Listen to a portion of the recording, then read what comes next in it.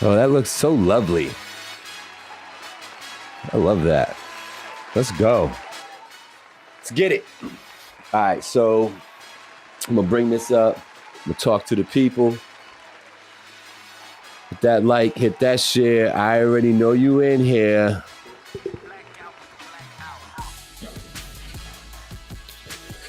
You hearing any type of echo over there on your side? Nah. Okay, good. Because I don't have my headphones in, you know what I mean? I want to make sure. All right, so let me just mute this. Hit that like, hit that share. Let's go.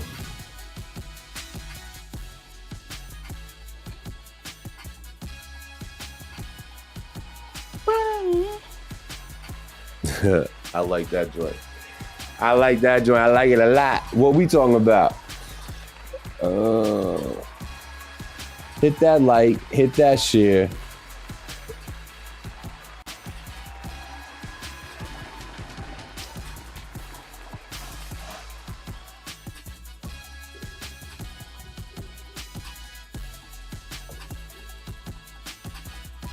You got the sound on in the background, bro? Because I can hear it.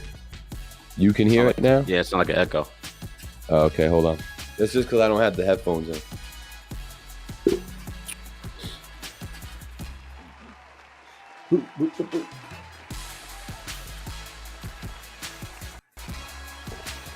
All right.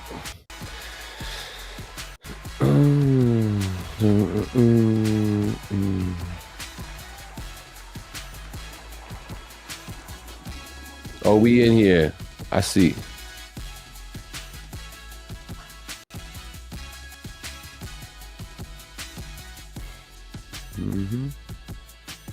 All right, so we got the chat open. Oh, hit that like and tap in.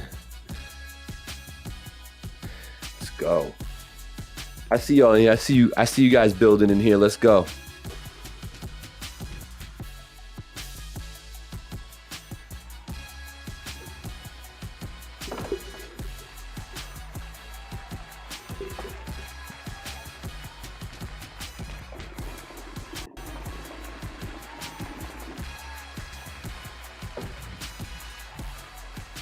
Yeah. I say it every time. I like that beat, man. I like that one. I don't like it, bro. I don't even like music anymore. What you talking about? Yo, you know, I tell you, the my on YouTube, they hit me with a copyright thing for the intro. Is that some shit? For what? What do they say? Had elements of a sample? Yeah. Yep. So they didn't appreciate the fact that there was a sampled sound in there. So they're gonna do the same thing to me now. The good news is on YouTube, I'm not monetized anyway, so it really doesn't matter. But when we do get monetized, we'll want to fix that up so that they can't say nothing. Feel me? Hit that like, hit that share. Let's get up in here. Let's do this. It is the What We Talking About podcast. It's Gabriel. It's Blackout. We in the building every Tuesday, 7 p.m. Make sure you tuning in. We talking hip hop. We talking life. We talking the world. We talking the 845. We're talking music. We're doing album reviews. I want to do all sorts of stuff with y'all. And today I want to invite y'all in. I don't know why Black took himself out of the feed, but he'll be back in a moment. You know, I want y'all to tap in and because I want to talk about the Dipset thing. I want to talk about Dipset versus Lox, and I want actual like big time, like, you know, the fans of these two. I want one of each on the show. You know what I mean? I want one of each on the show. And I want to talk about this. I want to debate who y'all got, Lox or Dipset. That's what I want to get into that. I want to get into that right on the What We Talking About podcast. We got a lot of things to talk about. Blackout's been going in and out over here. I don't know what he's doing, but bro, listen. Listen, that's your internet. You keep trying to stream to 75 million different countries. Your internet can't support it. My connection dropped. Everything froze. What you want from my life, bro? Man, listen, how does your connection drop in have to do with my internet? Because I'm connecting and being broadcast through your internet. So it just kicked me Nah, out. My shit that's froze. all you. That I was got all that you. good. I got that good internet, bro. No, I got that best internet. I have the best internet, All right. hands down. You know I do. All right, bro. I'm talking to you no more. You already know I do. I'm a walking commercial for Fios gig internet. And I'm wired in now. Shit. You strapped in? I'm strapped in.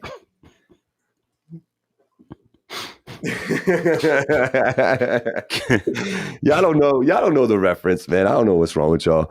Yo, what is the deal? Yo, Mons, do you want to be the one to come on and be the Locks like representative tonight? I can get you in here dumb easy. So shout out to Monster for tuning in. Shout out to everybody who's tuning in right now. Hit that like, hit that share. We got to get these numbers up there. You know what it is. It's the 845's own Blackout and Gabriel Finally TV, bringing you the What We Talking About podcast every Tuesday, 7 p.m. Here we are talking that ish.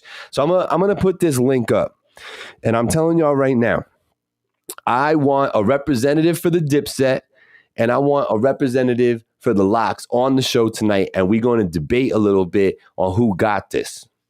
Who got this August 3rd going down to MSG? Couldn't think of a better place for it to go down for these two individual factions. So I'm going to let y'all know now. At the Rucker.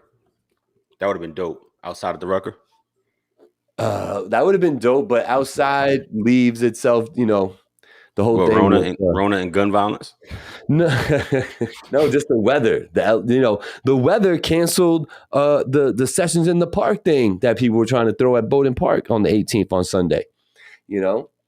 That was kind of messed up. And it's like, normally I would critique the whole situation and be like, well, why wouldn't you install like a rain date? Why didn't you plan it for Saturday and then, have a rain date for Sunday? But in this case, it wouldn't have mattered.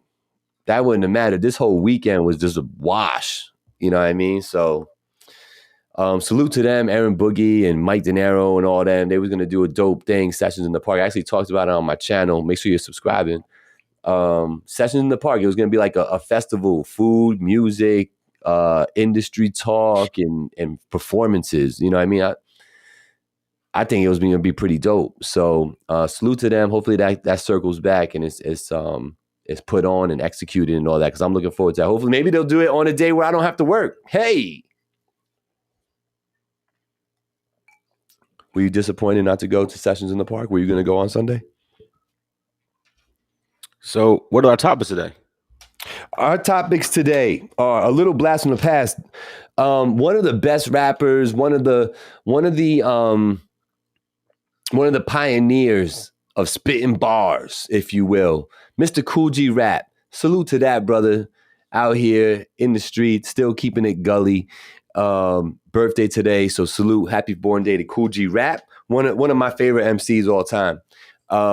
Another pioneer, and I don't know personally that I didn't feel the impact of all this. I was watching it from afar, but that Screw sound, DJ Screw sound down in Houston and Texas and all that, where they were slowing everything down and screwing it up.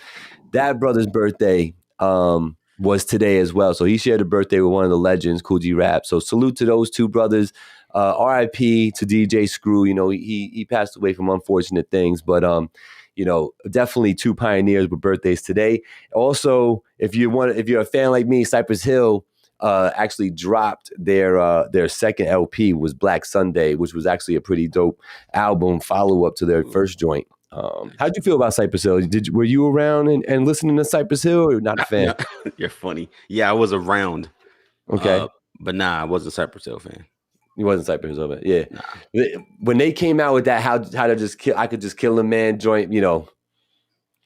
They got me. They had my ear, and I never thought of anybody as the dopest lyricist or anything like that. But definitely a fun group to listen to. You know, that dude's voice, Be Real's voice is like insanely like, it's so, the quality of it is so identifiable and stands out on anything he's on. It's crazy, you know, borderline like annoying, right? But not. That's kind of crazy to me. But so that's the blast from the past today on the 20th day of July, bro. 20 days into July, brother. Where's 2021, mind you?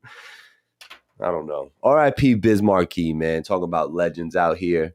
I met Bismarck like 3-4 years ago at the DJ convention out in New Jersey. He wasn't the nicest gentleman to me, but he did dap me up, and you know, he took a quick flick or whatever. But RIP to that brother and his family and all of his contributions. I think it's said correctly when you say there's certain styles that would have never really came out or would have took a while to develop had it not been for Biz Markie doing it the way he was doing it, you know. And instantly, the ones who come to mind instantly are like ODB, you know, people like Ludacris. Okay. What? Okay. Time out. I gotta do what I came here to do. Yo, Gabe, why do we put so much stock into Biz when we shit on, I don't know, Vanilla Ice? Isn't Biz Markie a one-hit wonder? No. Okay, talk about it. No. So what's his other song that we all talk about? Nobody Beats the Biz. Yeah, but no. I didn't ask you what your favorites was. I said, what's the other song that we all run around singing and talk about? Why am I still hearing Best of Friend commercials in 2021, even before he passed away? He made one of the most timeless songs of all of hip hop. Okay, I mean, but he's not a one hit wonder by most definitions. Are you serious? I mean, I don't think anybody was judging Biz Markie on his hit records. I'm not saying that, but listen. This is a talk show. This is a talk show. Gabe, I know. Is or is not Biz Markie? Wouldn't he not be considered a one hit wonder by most standards? I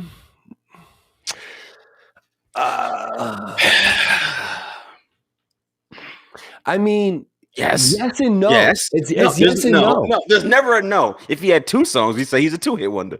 Gabe, isn't Biz Markie by all standards of one-hit wonder? He had one song that he's known for ubiquitously. I didn't say he didn't make two songs. I said he only has one song that that average man could actually sing along. Everybody sings. Yes. He's the definition of a one-hit wonder. He is. He had one song that transcended time. Sure, but he doesn't have a second but hit. His Nobody Beats the Biz joint, he made that so 40? Popular. Was that a top 40? Yeah. No, it wasn't. No, you liked it. Was that a top 40? No, he made it so dope and not recognizable. Like that song was so popping that he got took down by the Wiz. You know what I'm saying? For copyright infringements. You know what I'm saying? Absolutely.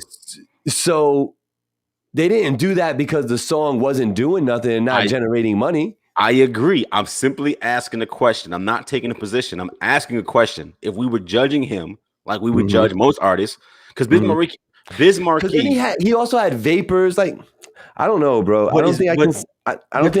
Picking boogers. Like, I don't think I consider him a one hit wonder. Nah, because you know why? Okay. In the 80s, when hip hop was really like getting on its feet and going, that's when Biz came around. And, you know, they weren't really being the impact that these rappers had that actually had any type of commercial success and were commercial in those days didn't mean, you know, a million sales. You know, like the pinnacle was just going gold at 500,000. That was really the pinnacle, you know, but it was about touring. It was about, could you get to other countries with your craft?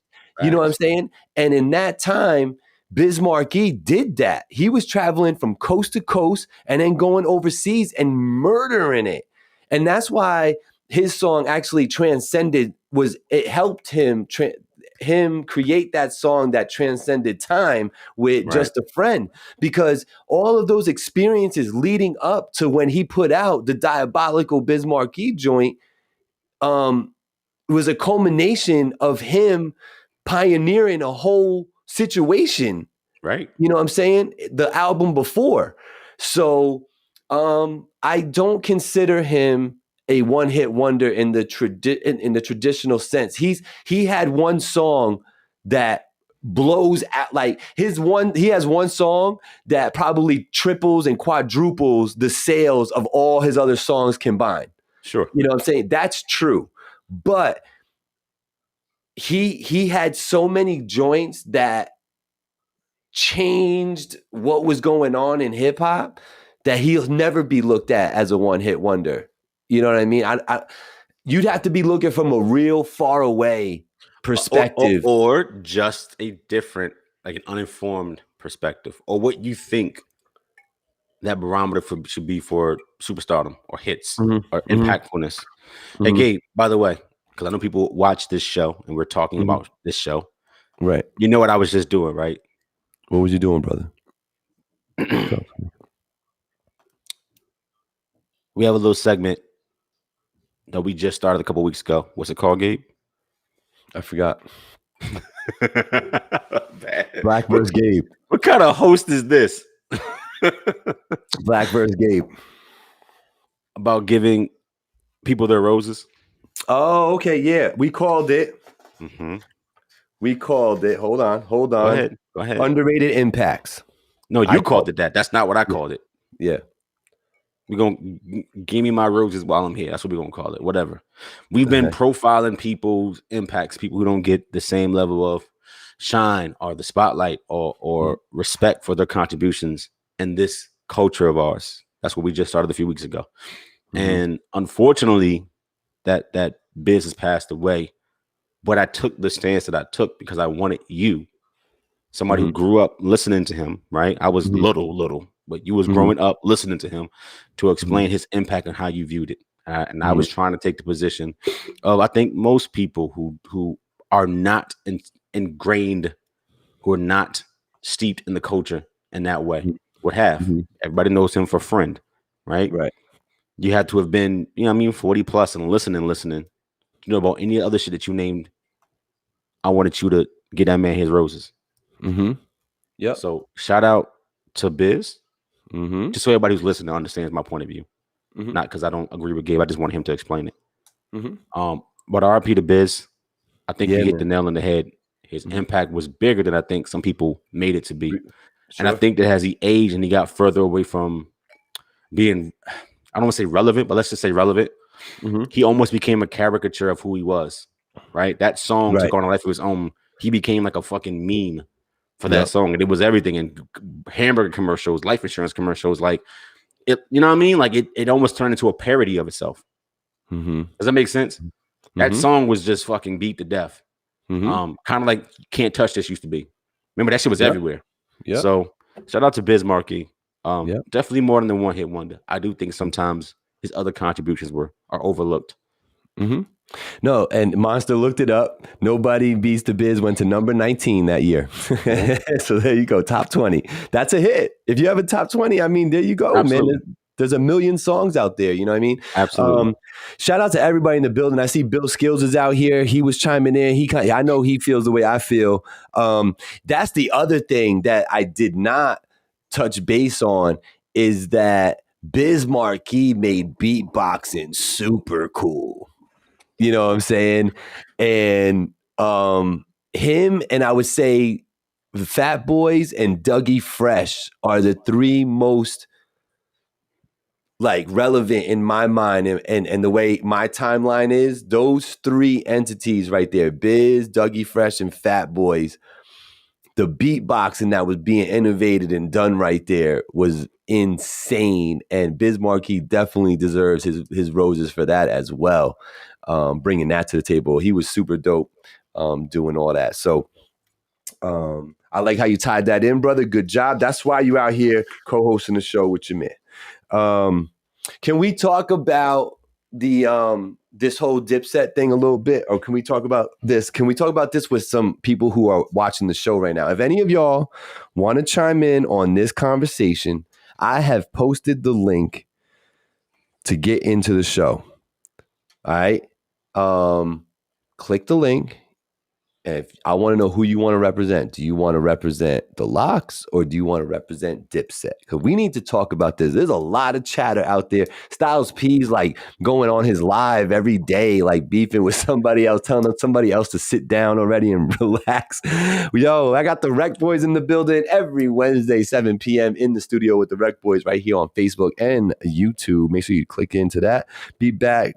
Got to go over. Okay, so Bill's out. Oh, and Biz also was a DJ. I always forget that. He DJ'd for Big Daddy Kane too. So y'all let me know. Tap in. I'm ready to discuss this, but I want to bring on a couple of y'all to talk about it. This Dipset Locks deal going down August 3rd. Talking about things coming out. Your boy, Mr. What did I call him last time? Not the evil genius. I had a name for this gentleman because he is just insane. I think he literally has a few screws loose at this point. But your boy Kanye is coming out with, was it Donda? I think he's calling it. Yeah. Donda. Are you excited to hear what Mr. West is doing? Yes. That's a definitive yes from Mr. Blackout. Do tell. Why are you so excited? Seriously? Why are you so excited? What? Yes. You think it's going to be good? I don't know what to think, which makes it even better. Yes. Let me read some names to you. Tyler, the Creator, Ty Dolla $ign, Pusha T. Yes. Post Malone. Sure. Travis Scott. Yes. Playboy Cardi. Sure. Future. Yes. Baby Keem. Whoever that is. Nah. And Lil Baby. Yes. Rumored and all but confirmed to be on the album featured. Does Kanye do rapping? Does Kanye rap on every single track? 18 out of 20. He raps 18 out of 20. Yeah, you're gonna have the customary Kid Cudi uncredited verse where he's in a song by himself but doesn't get any credit for it. That's been like a thing Kanye's done like the last 2-3 albums. There's always a song. It's a Kid Cudi song. Kid Cudi's uncredited and it's just him. That's like a Chi-Town thing, right? I don't fucking know what it is, but it's a thing. I mean, shit, they got Kids See Ghosts together. You know what I mean? Which that wasn't a bad project either. Right. So I didn't see Cudi's name announced. I'm expecting to see Cudi doing some vocals uncredited like he normally does. He does it almost every album too. Does vocals with Ye without credit. I don't know. If it drops on Friday like it's expected to be, is that next week's tape deck? No. Ooh, I thought you would go there instantly. Nah, I need to let it breathe. Oh shit. Yeah. Listen, I'll explain. This is Kanye fucking West. You love Kanye. Talk about it. I love Kanye. But one thing I do, I recognize is that sometimes you need to sit with a body of work to really take in what the fuck is going on. Like 444, the first 2 or 3 times I ran through, I was like, I don't like this shit. Because I was listening to it with my mainstream ears. When I turned those shits off and I got to play number 15, 16, I was like, this shit is bananas. This shit is so far over what the fuck you think it is. It's not even funny. Even the shit that sound like throwaways are not throwaways. Like Hove is just masterful. He's masterful with what he's doing on a project. And it's not always because he has the craziest punches or the dopest lyrics. It's just what he's doing. The double and triple entendres sometimes is like, what the fuck? And they're so subtle, you don't even catch them. You got to go really take it all in. Kanye West, whatever you think about his personality, his fucking bipolarism, I don't really care. As an artist, as a musician, that man is a fucking savant. He different. So I hope that he was able to control that savantness and mix it with his natural God-given talent and some restraint and just put together good music. That's what I want, because Kanye can do that whenever he wants to. Facts. And it's long overdue. So I'm excited. If it's a bad album, it's a bad album. But I'm excited that he didn't just hang it up because he'd been quiet for like 2 or 3 years, and I almost thought like he was just done, which I didn't want. I am a little shocked that he doesn't have Jay on the album. I thought they would reconcile and just kind of 10 years and they're still fighting. Yeah, man. So no Jay, no Big Sean. But we'll see. The Big Sean one is interesting. I know that Sean is kind of upset about his contract situation. Right. Yeah. But it's weird not to hear his name. Yeah, it is. You know what I'm saying? So, me personally, I've always appreciated Kanye. The only thing I'll say is that I, at first with him as a lyricist, you know what I'm saying? And me, I was like just coming down off my peak of wanting to rap and do my thing. So I was still writing, but I wasn't like booking any type of studio time. I like bought my own little studio stuff. I always took a little exception with him, always saying that he was the best at this rap thing. And I'm like, but you're not though. You're great at beats, but your raps are okay. You know what I'm saying? Like, so I had a little thing for that. But over time, I did come to appreciate him even as a rapper too. He's what I mean? Witty. Yeah, he is. He is witty. He is. Yeah. He's funny. You know what I'm saying? Like when he's in a good space, that dude's a funny dude, I think, because of his wittiness. You know what I'm saying? So like, yeah. Gabe, I'm glad you said something like that because that's what's really missing from his last couple projects. You can hear the complete 180, like the fun that he would have in projects, the euphemisms he would use, the jokes he would tell. You listen to even Life of Pablo, it's not there. Yeah. You know what I'm saying? You listen to Ye, it's not there. Like where's the Kanye moments. That's right.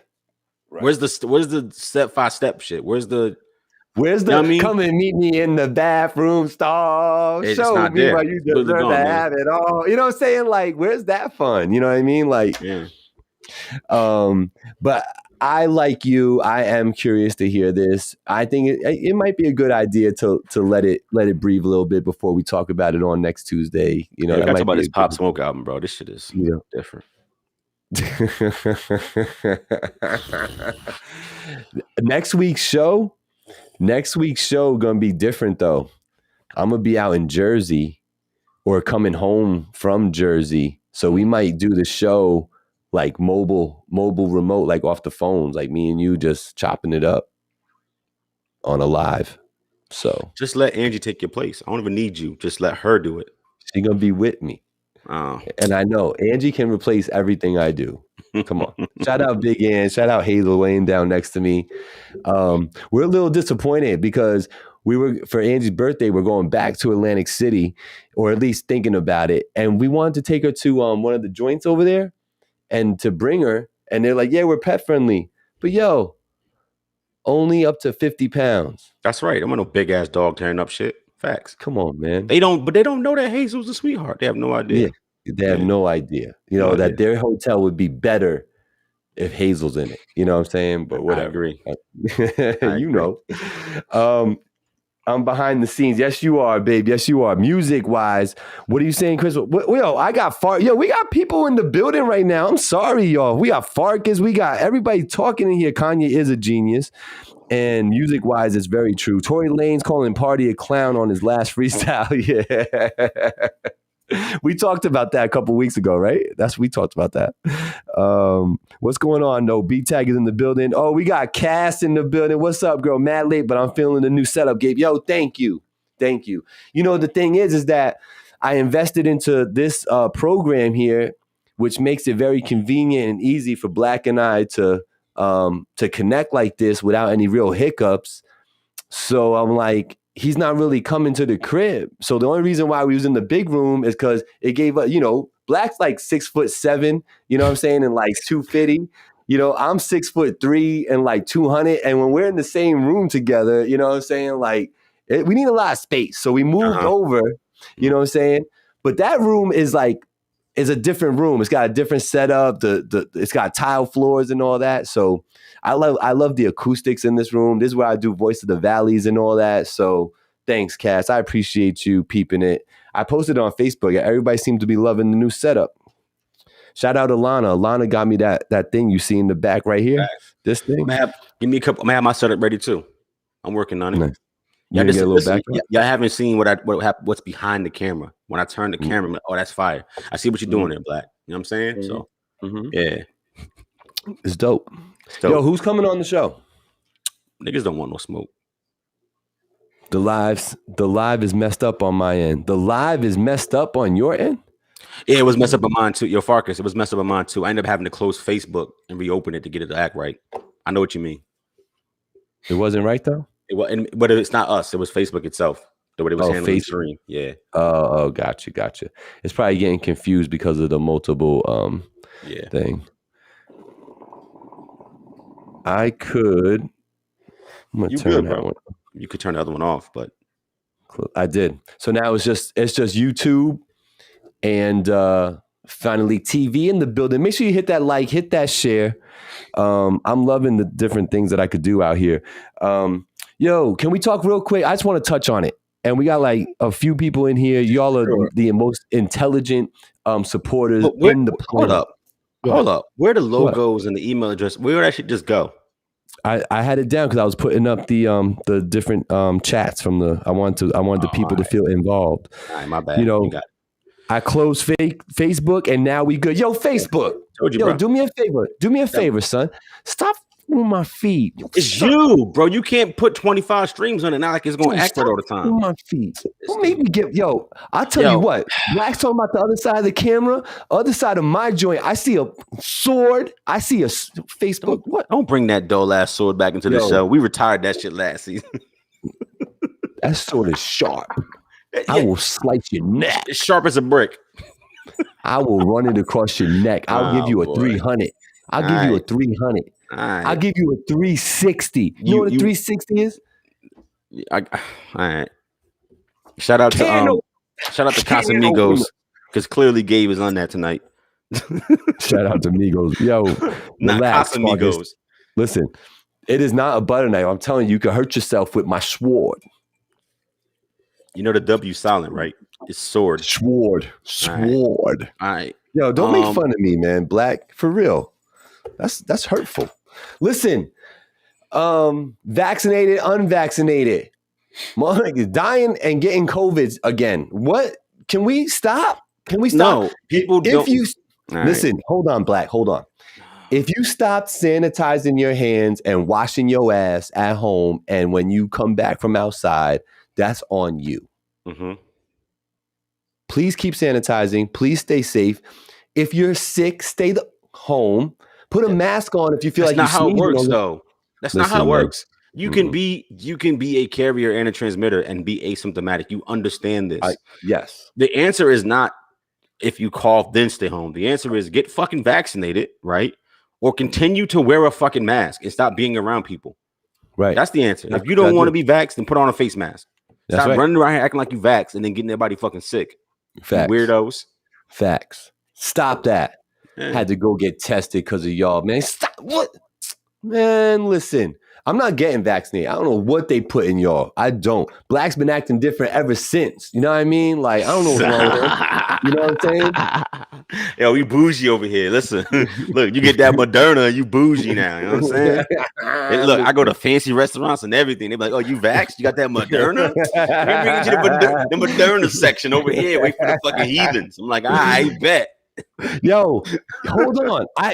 Son, I have a sighting. Who that? Yo, we got the Remy part of Remy Black in the building. Shout out Remy Hendrix. You want a podcast that review your music without the hate from Blackout or the critiques from Gabe? Come to Death Row. This motherfucker. look, bro. We don't review music no more. We just leave that shit to the other people. Sensitive ad motherfuckers. Sensitive. And too sensitive. They can't take that. They need to get little fluff. Yo, Rem, when you coming home, bro? By the way, because Rem is not around, because he incognito, I'm almost done with Black King. I've been busting my ass. No. Ass Cass. Been busting my ass. Cass. Busting my ass. I'm almost done. Fuck COVID is right. Yeah. What's my boo saying? Who is your people boo? With the vac. Got you. I ain't know who he was talking about. People with the vaccine still sick. She's right. No, not everybody with a vaccine is sick. Certain people with the vaccine have gotten COVID, like 1 or 2%. That's what you're saying. That's how vaccinations work. One of the hottest dudes out here that always minds his BI. I got the shit, and I always wear a mask. Chris Rodriguez says of the Rec Boys every Wednesday, 7 p.m. in this. Wait, Chris, are you vaccinated? He's wearing a mask. No. We're talking about the mask wearers, the people who are not vaccinated, so they don't get everybody else sick. I know people who are vaccinated and now have COVID. We ain't asking about Chris. Are you vaccinated, Chris? He's telling you, I know people who are vaccinated now have COVID, and I do too. Do too. And anyway, I don't think it's cool. What's Cass saying? Cass said real talk. She said real talk to what everything I was saying. You know what I'm saying? No, read her next comment. Read her next comment. No, I'm only living in what I'm seeing. All right. Read her next comment. Hazel? Oh, yeah. What's Hazel doing? Yeah, that ain't the one. So much This is going to be fire. Thank you. Yeah, she's saying it's going to be fire, but real talk to what I was saying. Duh. Okay, she can speak for herself. She grown up. Listen, she'll clarify. She laughing. She already know. Chris says, no, sir. He ain't letting them stick him with no vitamin juice. See what it do to everybody in a few years. Nah, he ain't about that life. Y'all keep getting gonorrhea for herpa.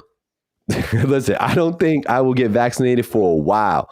Word. Like, let them work it out. Let all the kinks come out, and then maybe I'll think about it. But the truth is, with vaccinations, the way I've always understood them to be, like the ones you get when like you're a baby, like for polio and all that other stuff. Right.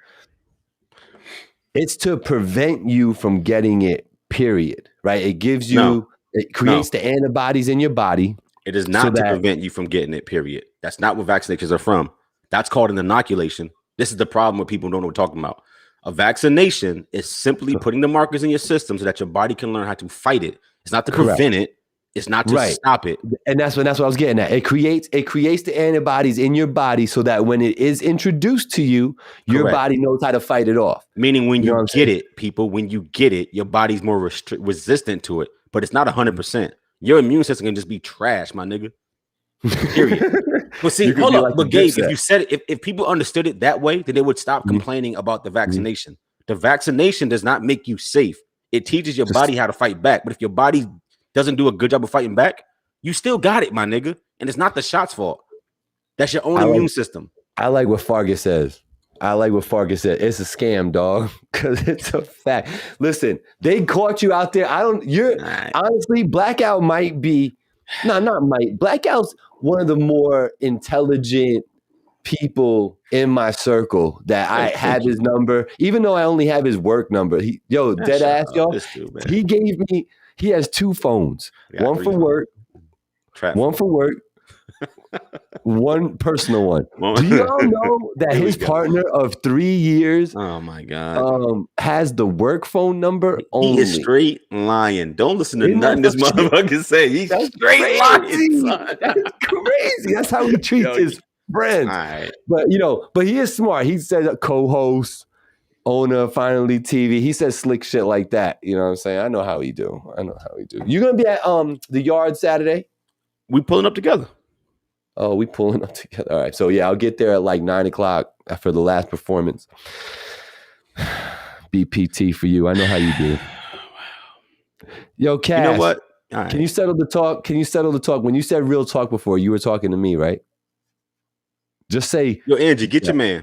Angie, get your husband. Get him. Get your husband. About to lose out here. Yo, listen.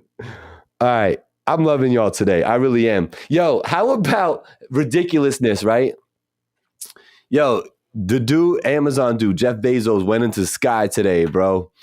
And I seen some posts out there that were like happy about it for whatever reason. I seen other posts where they were like, it's whatever, why y'all making a big deal about it? Then I seen people who really took exception with it. Right. And were like, what are you doing? You could be, putting your money towards so many other things, and this world needs this. You're going to outer space and da da da da da da.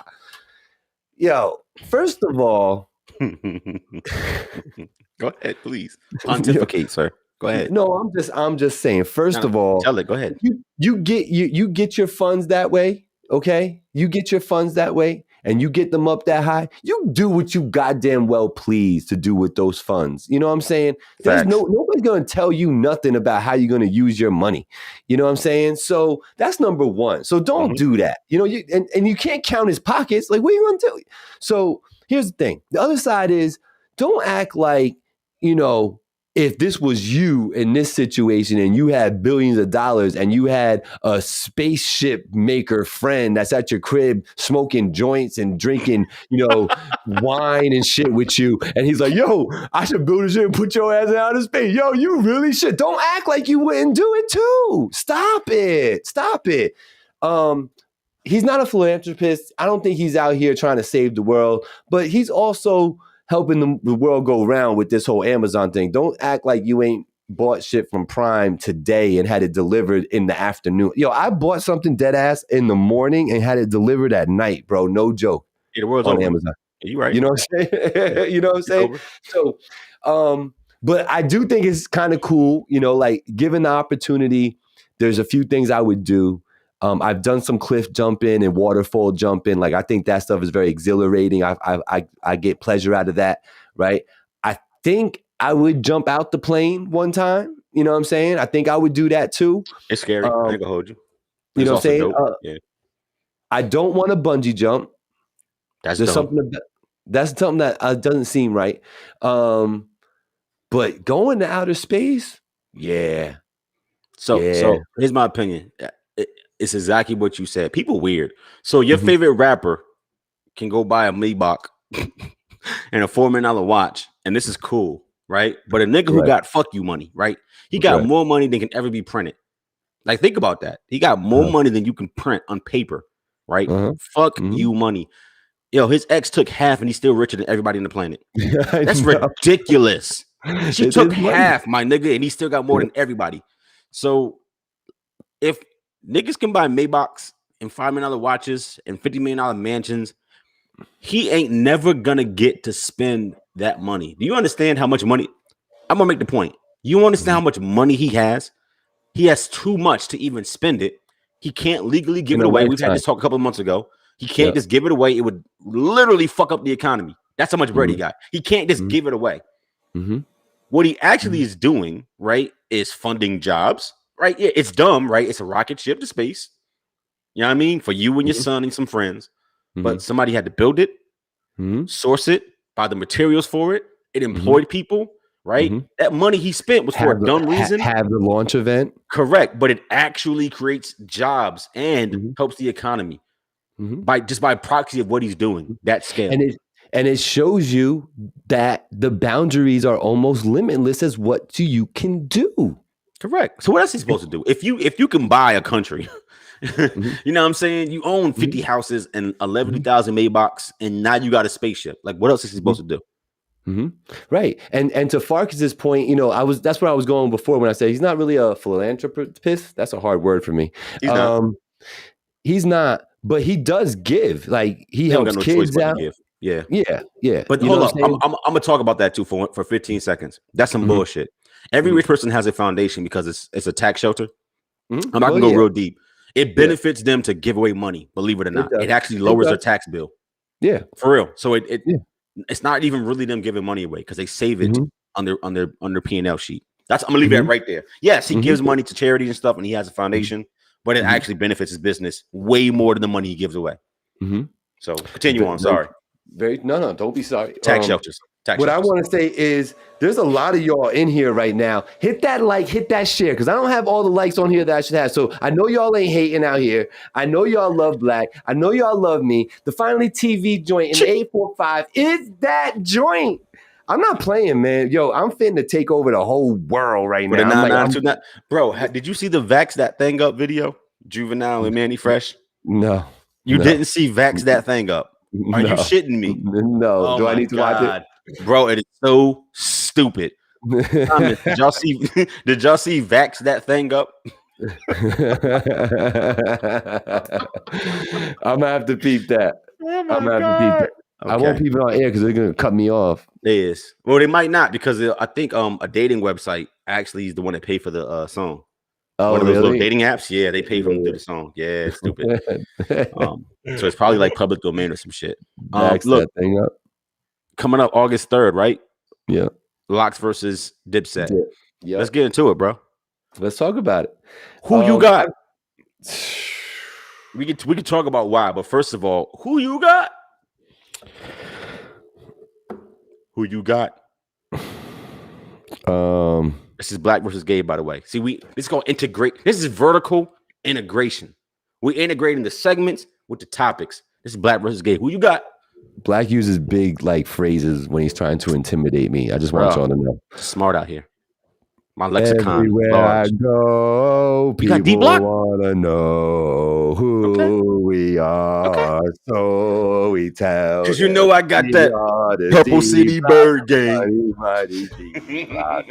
Yo. All right, let's listen. Before you go on a diatribe. Yeah, I'm not. Can we? No J Hood songs are allowed. Fine. This is not D Block versus LOX. No. All right. No Nino Man. None of them other niggas. This is I don't need that. Jada Styles. Mm-hmm. Right? But it doesn't have to be a lock song, right? It needs to have at least 2 of them on it. At least 2. Okay. Correct. So, okay. All right. Those count. Yeah.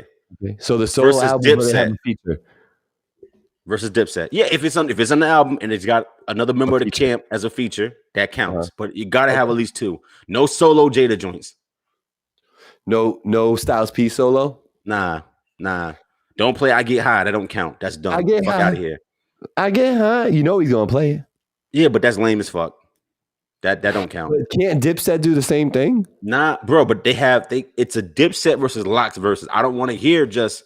Matter of fact, I do. I want to hear Killer Cam, Killer Cam. That's gonna ring out. But I got the same rule. Somebody else from the Dipset got to be up there. Now, granted, even though now they say Dipset is, Jewels and Cam, and they throw in Freaky Zeke and Jimmy Jones. Mm-hmm. Dipset proper was like 3 or 4 other niggas too. So all those songs count. The Riders, the Hell Rails, all those songs with them niggas on it also count. 40 Cal? Yeah, it count. That was Dipset. It counts. They like shunned him, I feel like. 40 Cal went to battle rap. Bro, did you see when Hell Rail got beat up in that restaurant with his family? Yeah.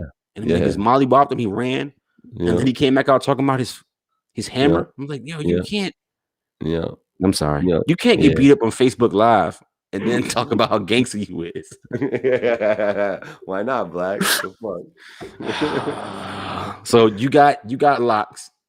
I got Dipset. Gabe, what 5 Lock songs do you want to hear? 5 Locks, LOX songs. Would you like to hear? The joint I just said. Matter of fact, no. Just give me 3. Give me 3. Let's keep it simple. Give me 3. Yeah, it's gonna get hard real quick. There's some good ones to pick from all. Well, don't they have joints with Puff too on Bad Boy? Of course, and I think to be fair, they can use those. They have to be able to use those, or else they ain't got shit. Cause they only got 2.5 albums, exactly. But yes, they can use Money, Power, Respect. Money, Power, Respect's the key to life. Come on, son. That's their track, so they can use that. They have to. They have to use that. Do you got to do the Ride or Die, bitch? I'm a Ride or Die. Wait. Oh, you mean I Need a Ride or Die, bitch? Mm-hmm. Ride or Die chick is an Eve song, right? Yeah, but feature Jada Kiss. Jada and Styles, no? Is Styles ain't on it. Fuck, is he on that? Am I bugging? Is that me bugging? Maybe it's me. It's been a minute. No, it might be me. You gotta do Wild Out. All right, it's officially titled as The Locks, Drag On, and Eve. Mm-hmm. Right. Okay. So that's gonna play.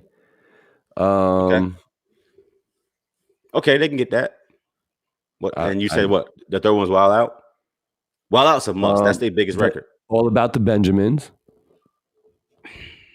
See, they'll play it. All of them are on that. They'll play it because they have to. but that ain't their record. It's not their record, but all three of them are on it though. Yeah, they all on it. So I respect it. And the verses have been using features like a mofo. They have. You right. You know what I'm saying? Okay. You ready? So I don't know. That's 4 or 5 joints right there. Okay.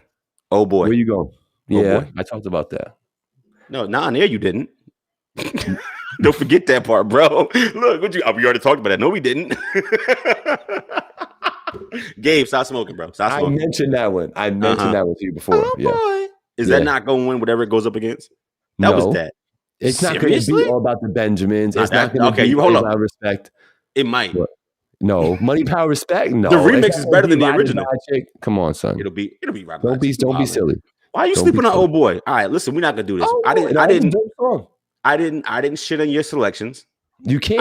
I just simply said yes, they can use them. All right, you can keep your opinions to yourself. Thank you. Is anybody gonna jump in here and fight for the locks? Because I might be doing them. If you think I'm Jiggy's another one. Yo, we going off top of the head though. I know I am. All right, on top of the head. Santana's Town. Mm-hmm. Yeah, that's anthem. Yeah, for sure. They have to play that. But isn't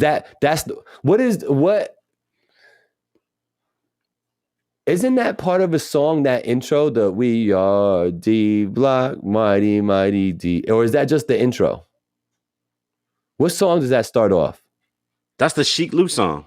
They actually do it twice. They do it once on Kiss Your Ass Goodbye. You can kiss your ass goodbye. Yeah. But it's also on the Mighty Mighty D Block song with Chic Luke. They use that same intro twice. Gotcha. And but nobody else is on that with Chic? Which one? It's not Chic and Jada on that. On the Kiss Your Ass Goodbye joint, it is. It's Jada up there. But that one's not as good as the other one, though, right? I don't think so. One's better than the other. I don't think so. I have to get the name. But anyway, I play that for the Dipset anthem then. Like, fuck we wasn't doing matchups. But I hear you though. I copy. Okay. I'm just saying. I'm just listening. I'm sorry. No, it's cool. You already ruined my part. See, I just supported you. I supported you in your lock shit. I helped you research and everything, but that's cool. I'll give you one. How about balling? You could use balling. It don't qualify. It's just ballin'? Jimmy. Yeah, it's just Jewel Jimmy. Ain't on that? Nah. That's really just Jimmy. That's just Jimmy. So if he plays that, we play I Get High. Exactly, and that's lame. All right, so go ahead.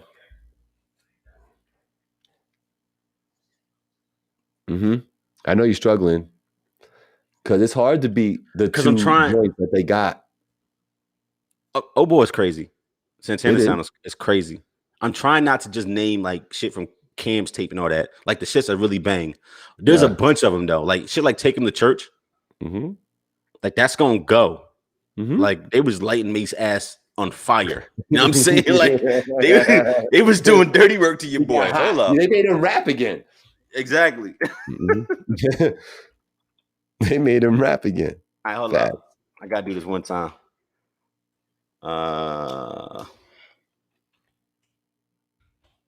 I don't want to mess up the name of this. And also, the Locks got that joint with Mariah Carey, the Honey joint, the remix. See, all right. 3 on 3. With Hey Ma, that's what I was thinking of. I can't even fuck that up. Hey Ma. Yep. Come on, bro. That's not gonna kill a lot of shit. Yeah, no, that's Hey Ma's dope. Old Boy's dope. Yeah. The Dipset anthem. It's gonna kill a lot of shit. Listen, I know that they're gonna lean into some of the single tracks though. You're gonna have Killer Cam up there. Killer Cam, Killer Cam. It's such a hard. You know what I mean? You got the whistle song, shit like that with Dwells. 2 Guns Up, everybody's talking about. Yo, Remy, there you go. Flatline. Why don't y'all come and debate this shit? Click the fucking link that I put up. Come into this live and talk your shit. If you know so goddamn much. Shit like More Than Music, that's gonna go crazy. Yeah. I think they're gonna play shit like Welcome to New York City. That's gonna go crazy. I think they kind of have to play that.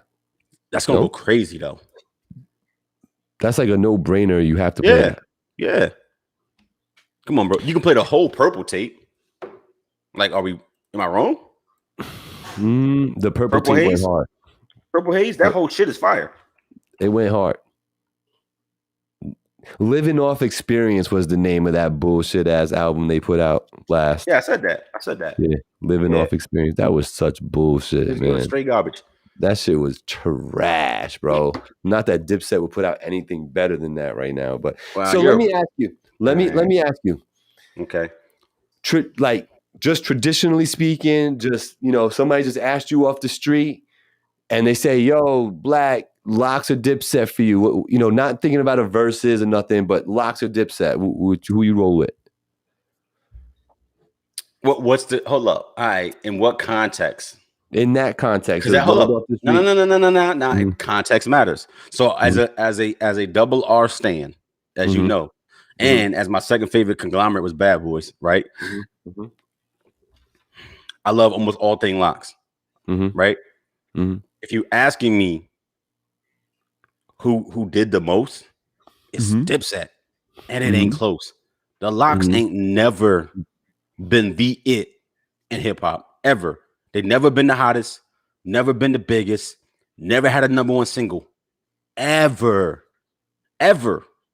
You can think all you want. I know this would be a fact. What was Dipset's number one single? No, bro, no. Dipset ran hip hop. Well, I guess Dipset ran hip hop for 3, 4, 5 years strong. This is not even a debate. They ran New York. Yeah, so much so that the guy couldn't rap on wax. Jim Jones doesn't matter. Doesn't matter. Tell me I'm wrong here, people. 3, 4, 5 years. Dipset folding laundry was fucking hip hop. Salute to Flatline out here. Even shit like Sucker the Knot was just like everywhere. Like you was in the hood, niggas was playing Sucker the Knot. Down and Out. Killer Cam. Just everything, bro. Everything that was dropping. Girls. Hey Ma. All that shit was just going yams. To the point where you can get Yayo doing all nigga do you. And that shit took off. You know what I'm saying? Like, like interesting. I think August 3rd is gonna be lit. It is, but tell me when the Locks ran hip hop. Tell me one time. Tell me one time Locks had the crown ever. There was definitely a time where Jada was like the guy to get the feature from. Never. There was a time when Jada was bubbling. Jada ain't never been the best rapper on the planet ever. The Locks ain't never been the hottest group on the planet ever. Yeah, but they've never had that title. Known as the hottest lyricist or rapper ever. It doesn't matter. Cameron and Dipset had the wave. They were considered fucking New York hip hop for 5 years. They were, but I mean, but how unequivocally, the Locks never were. They never had that title. Never. They always had the "We Hold It Down for NY" shit. They always had that "We Got the Streets," and they do. But Cameron made money.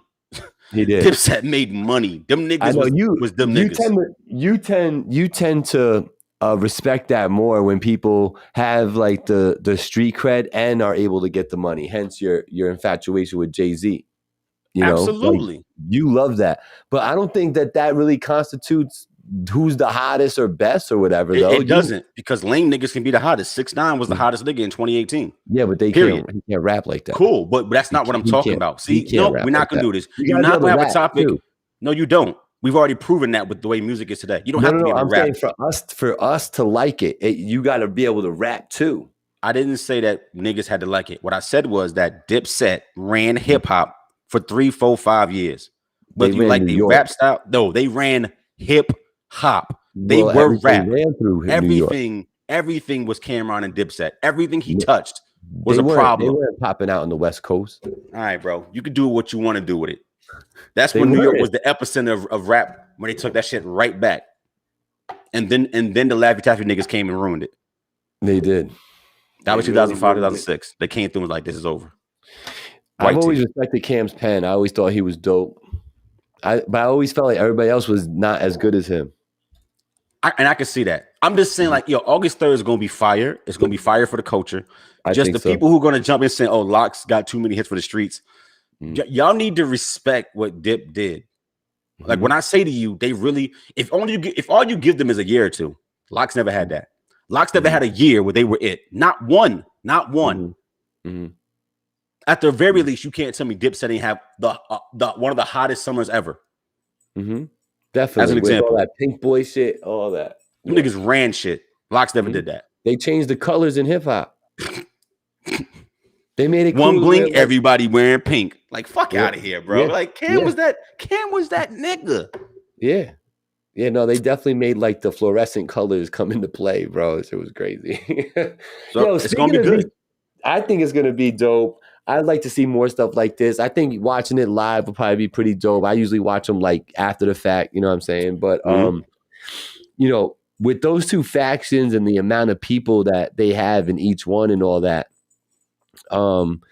it just begs the question, like, as far as like posse cuts, for lack of a better term, maybe not all from the same crew. They could be if they want them to be like, I'm thinking of a different Bad Boy and like, like Jungle Brothers and Tribe and all of them, you know what I mean?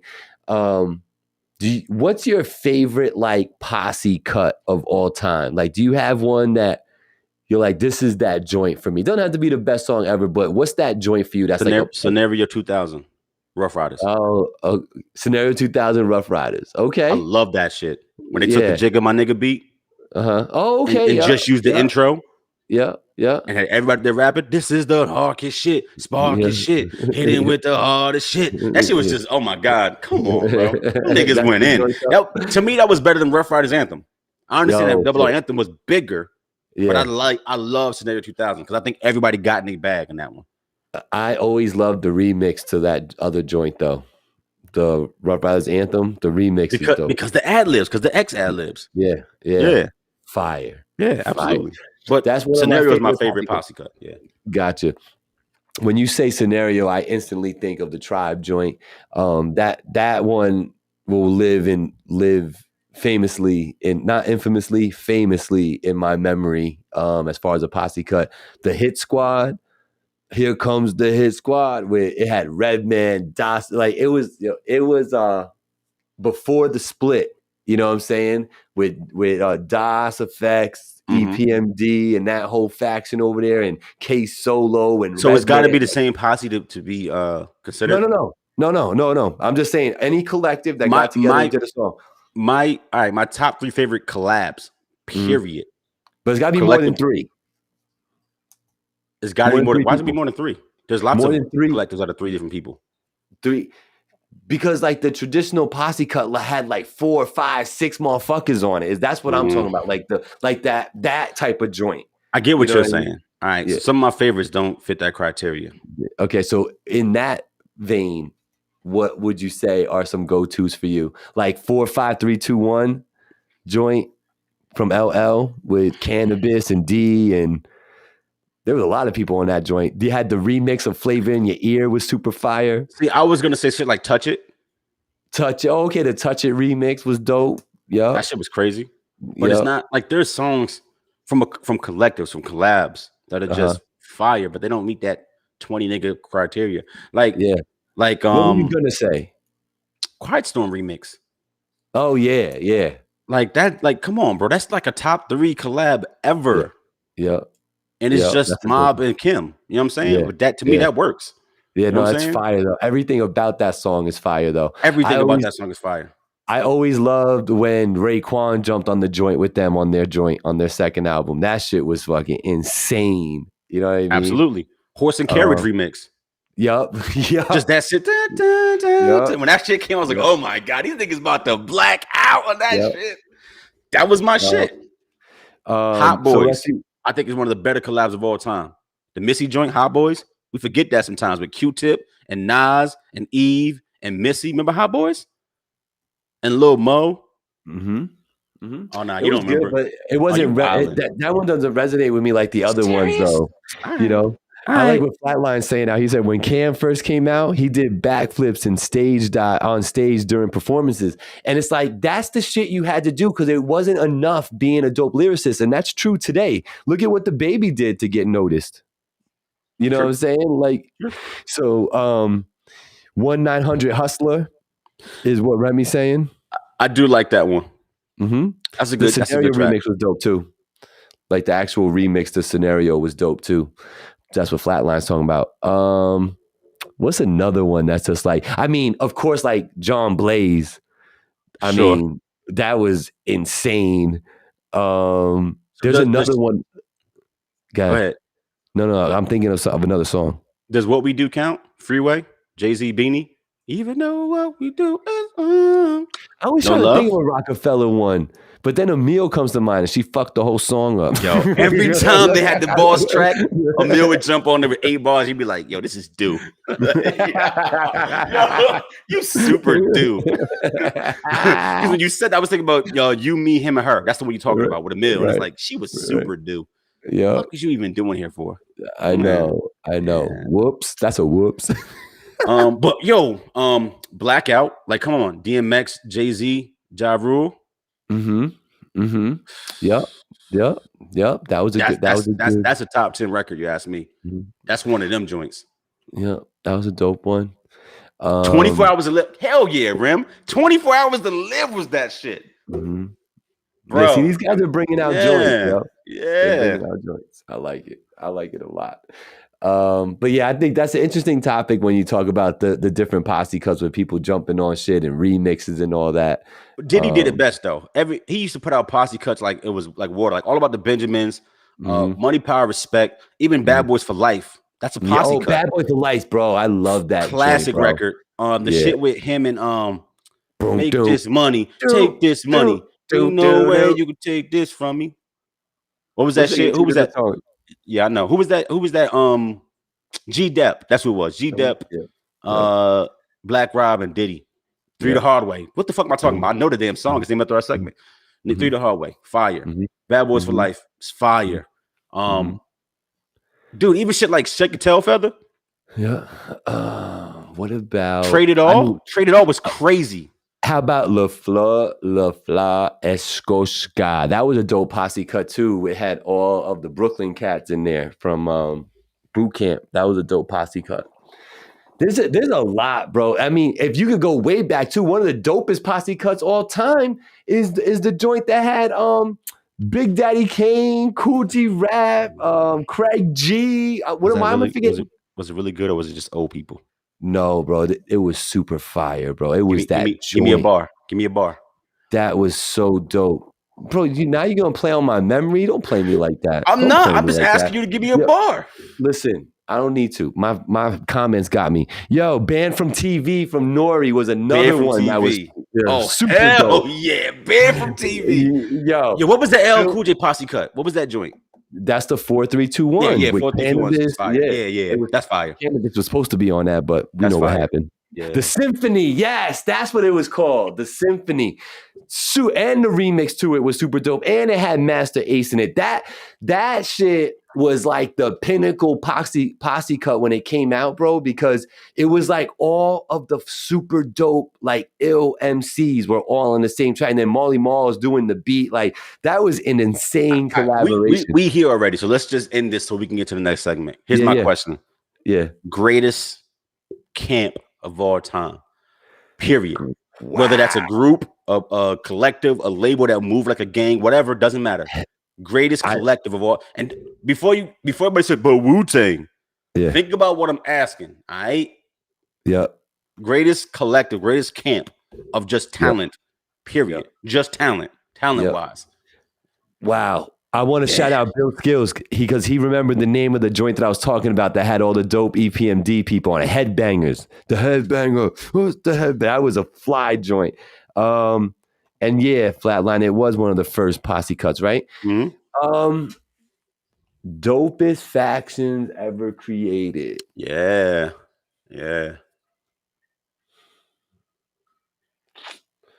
Wow.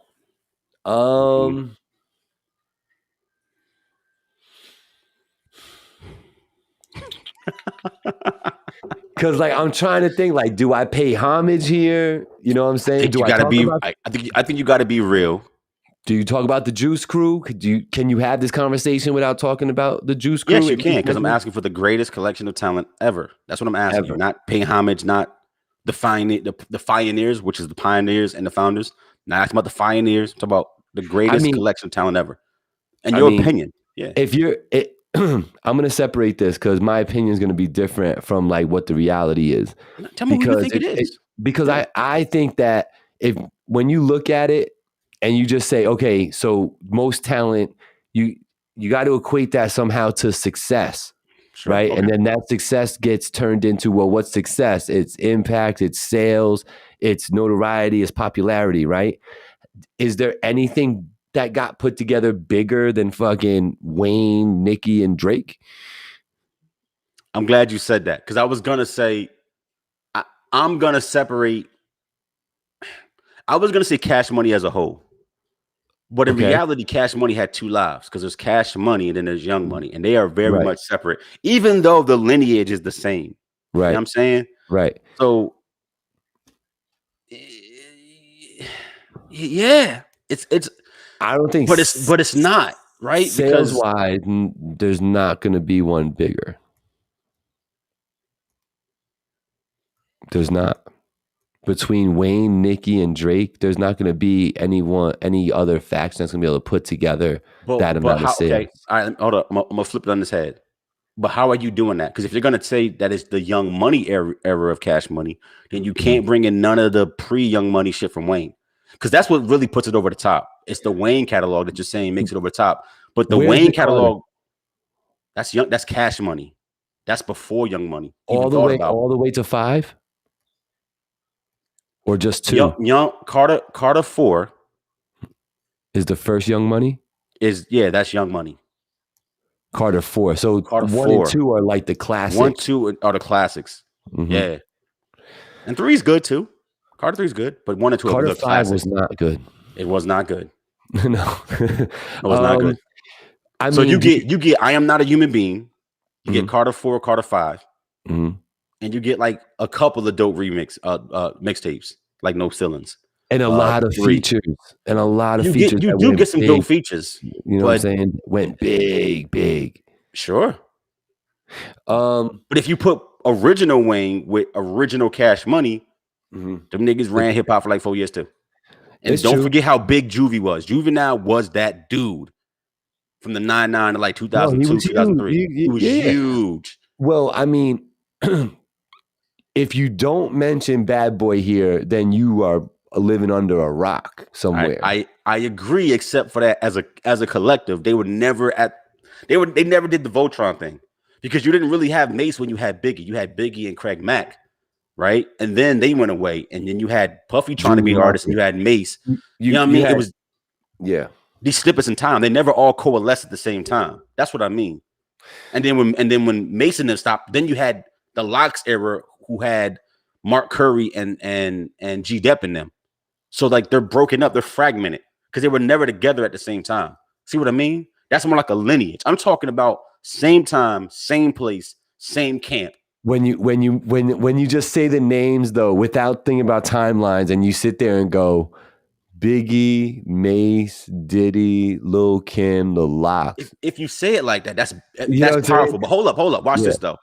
If you do it that way, I'm gonna say No Limit, because everybody's been signing No Limit. Master P, Snoop Dogg. No.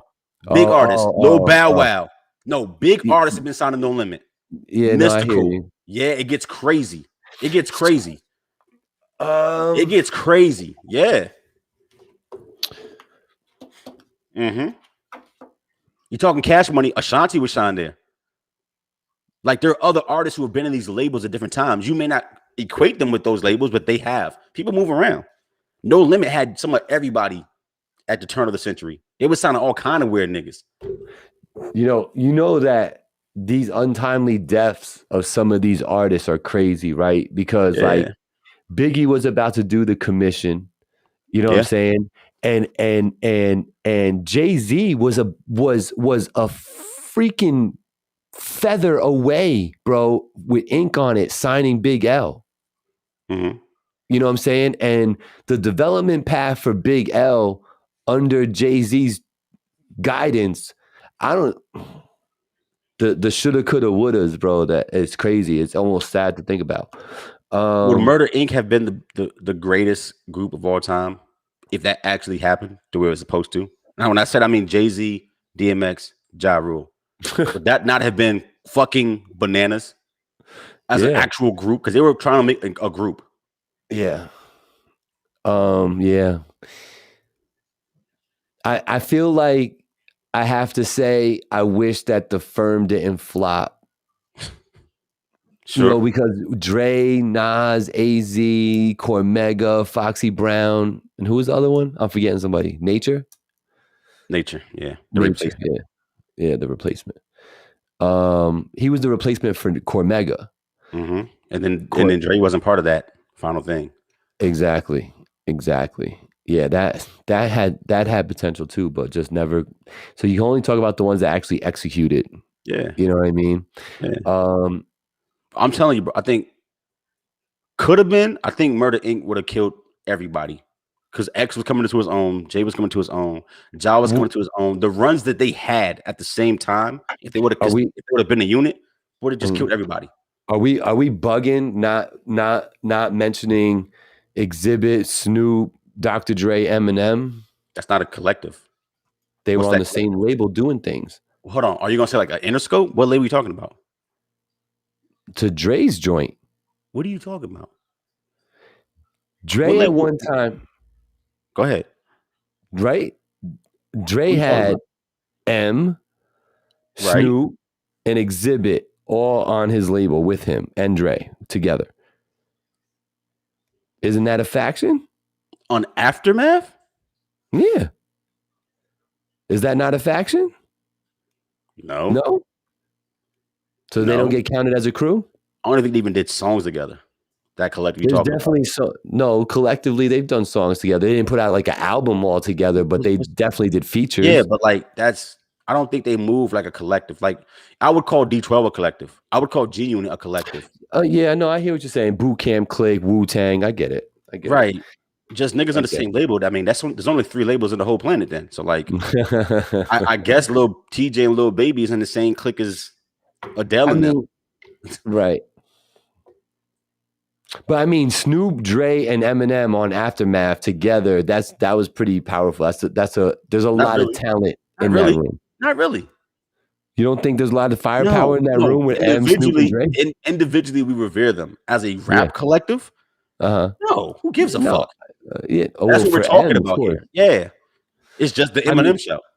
If we talked about, just rappers, then you have to mention the boot camp cliques and all them because some of the dopest rappers came from there. You know what I'm saying? Tell me who the best collective is. Period. They're waiting. I mean, then you got DITC. That's a label. We had NHO Bravo. Look who showed up. DITC, my man Bill Skill says. Quality Control got a crazy label right now, but they don't even move like a unit. They would get the firm F out of here. The biggest artist, period. Rockefeller probably at one time had the best collection of talent who were active at the same time. You think about Dipset, if you think about Jay, you think about Kanye, all at the same time. That's crazy. Mm-hmm. That's crazy. Tierra Marie. I mean, there's ancillary parts. You know what I mean? The fuck, State Property was active at the same time, so you still had Beans, you had Free, you had Bleak, like that. That roster at the same time is pretty fucking nuts. Def Jam at its height had more talent than anybody, but I don't think they ever moved like a collective. But they had like the best assemblage of talent at once. You think about like X and Luda and just, oh my God, that list, Exhibit, and just, you can go on and on with them. Def Jam had the label. Def Jam was rap for a decade. Yeah. Straight up. You wanted to be in Def Jam or you ain't make it. Yeah. But as like a camp, I think that's it. I think early 2000s Rockefeller, even though niggas wasn't getting along, is the best collection of talent that was active and popping at the same time. You know what I'm saying? Like Rough Riders never reached that height. They had talented niggas, but they never really got the shine. Like Eve was good for a little bit. You know what I mean? Doing her little pop thing. Drag albums kind of flopped. The Locks put out one project on Double R and it was okay. X was like Double R by itself. I think 96 Bad Boy is like the 1 year where they was all together making hits. And that was when Biggie had just died. But I'm gonna count that because they was putting out the records he had just made. So like Puff Daddy and the Family, Like that's a classic album when they had everybody from Rob and Mace and the Lox and Biggie and Craig Mack and Mark Curry and Diddy and everybody on this record. G Depp was on that record. That's a crazy collection of talent. Lil Kim was on that record. But that was like a moment in time. After that, like Biggie was gone and Mace left. And Kim went to go do Junior Mafia. Bravo says, what's the question? I missed? I think you caught up though. So we were just talking about the best collective group talent label, anybody that moved like a faction. Because there were labels that used to move like factions. Yeah. And there was groups who moved like groups. So and then he says, what's the best hip hop sub label? Isn't that when Cash you Money. Get into like it's Cash Money? Cash Money. It's not even close. It's Cash Money. Owned by Universal. Cash Money. Cash Money's the best sub label of all fucking time. Period. Yeah, they went stupid. They have 3 of the top 10 artists of all fucking time. Period. If you include Juvenile, he's a top 25 artist as far as success wise. Period. Mm-hmm. Period. Bravo says, I think I go Bad Boy, but Rock is definitely a strong answer. I would throw Young Money in there. But if you throw Young Money, you got to throw Cash Money. Yeah. all solid answers. There's really no one real answer to this because you could do it, mathematically and just go by sales and bread and the whole thing, you know what I'm saying, and what it generated. But like you said, the question wasn't that. The question was to me, right? Yeah, absolutely. So for me, my best faction of all time. Wow, man, that's so tough for me, bro. Let's bring it back there next week. Think about it. I know I hit you with a curveball, but I think that's a dope discussion because you can look at it anyway, and it makes a good conversation point. But the reality is, you really got to think about it because some of these labels, some of these groups have gone through ebbs and flows. You know what I'm saying? Where you could add them all together, but at different periods of time, that different people up there. You know what I'm saying? So I think it's a dope conversation. I'm telling you, if you're just talking straight like lyricism and let's get it in. If you start talking about Detroit, D12, M and Royce, there's significant talent in there. But I would put Rockefeller and State Property against that and say that's a win for Rockefeller and State Property. Just technical proficiency with the mic. Yeah, there's more than enough in that camp. Seriously, it's tough to get by M and Royce though. Okay, but what did you hear? What I just said, bro? Yeah. Jay-Z and Cameron. Mm-hmm. Yeah, I get it. Then we continue to like Siegel and them. But Jay and Cam, yeah, that's enough. Yeah, that's enough. That's enough. That would be a crazy line. We should line that up one day. We need to. I'm with you. Dope. Listen, dope conversation. You know what I'm saying? That's what we do here on the What We Talking About podcast. Can we talk real quick? So my prophecy is about to come true. It's about to be the Phoenix Suns going to take this and what? They're not up 3-0 right now? What happened? So my prophecy is about to come true when I said Bucks in 6. I said this in the show. Y'all remember this? We got the rewind. I think he said 7. Rewind it. Nah. I think he said 7. I think he changed it to 7 last week. I said Phoenix in 7 if Giannis is hurt and misses 1 or 2 games. You said that in the beginning. But yes, and then I said if Giannis. No, I did not. Yes, I said Giannis comes back healthy and plays game 1. I don't care. Bucks in 6. And guess what? Milwaukee's up 3-2 and about to win tonight.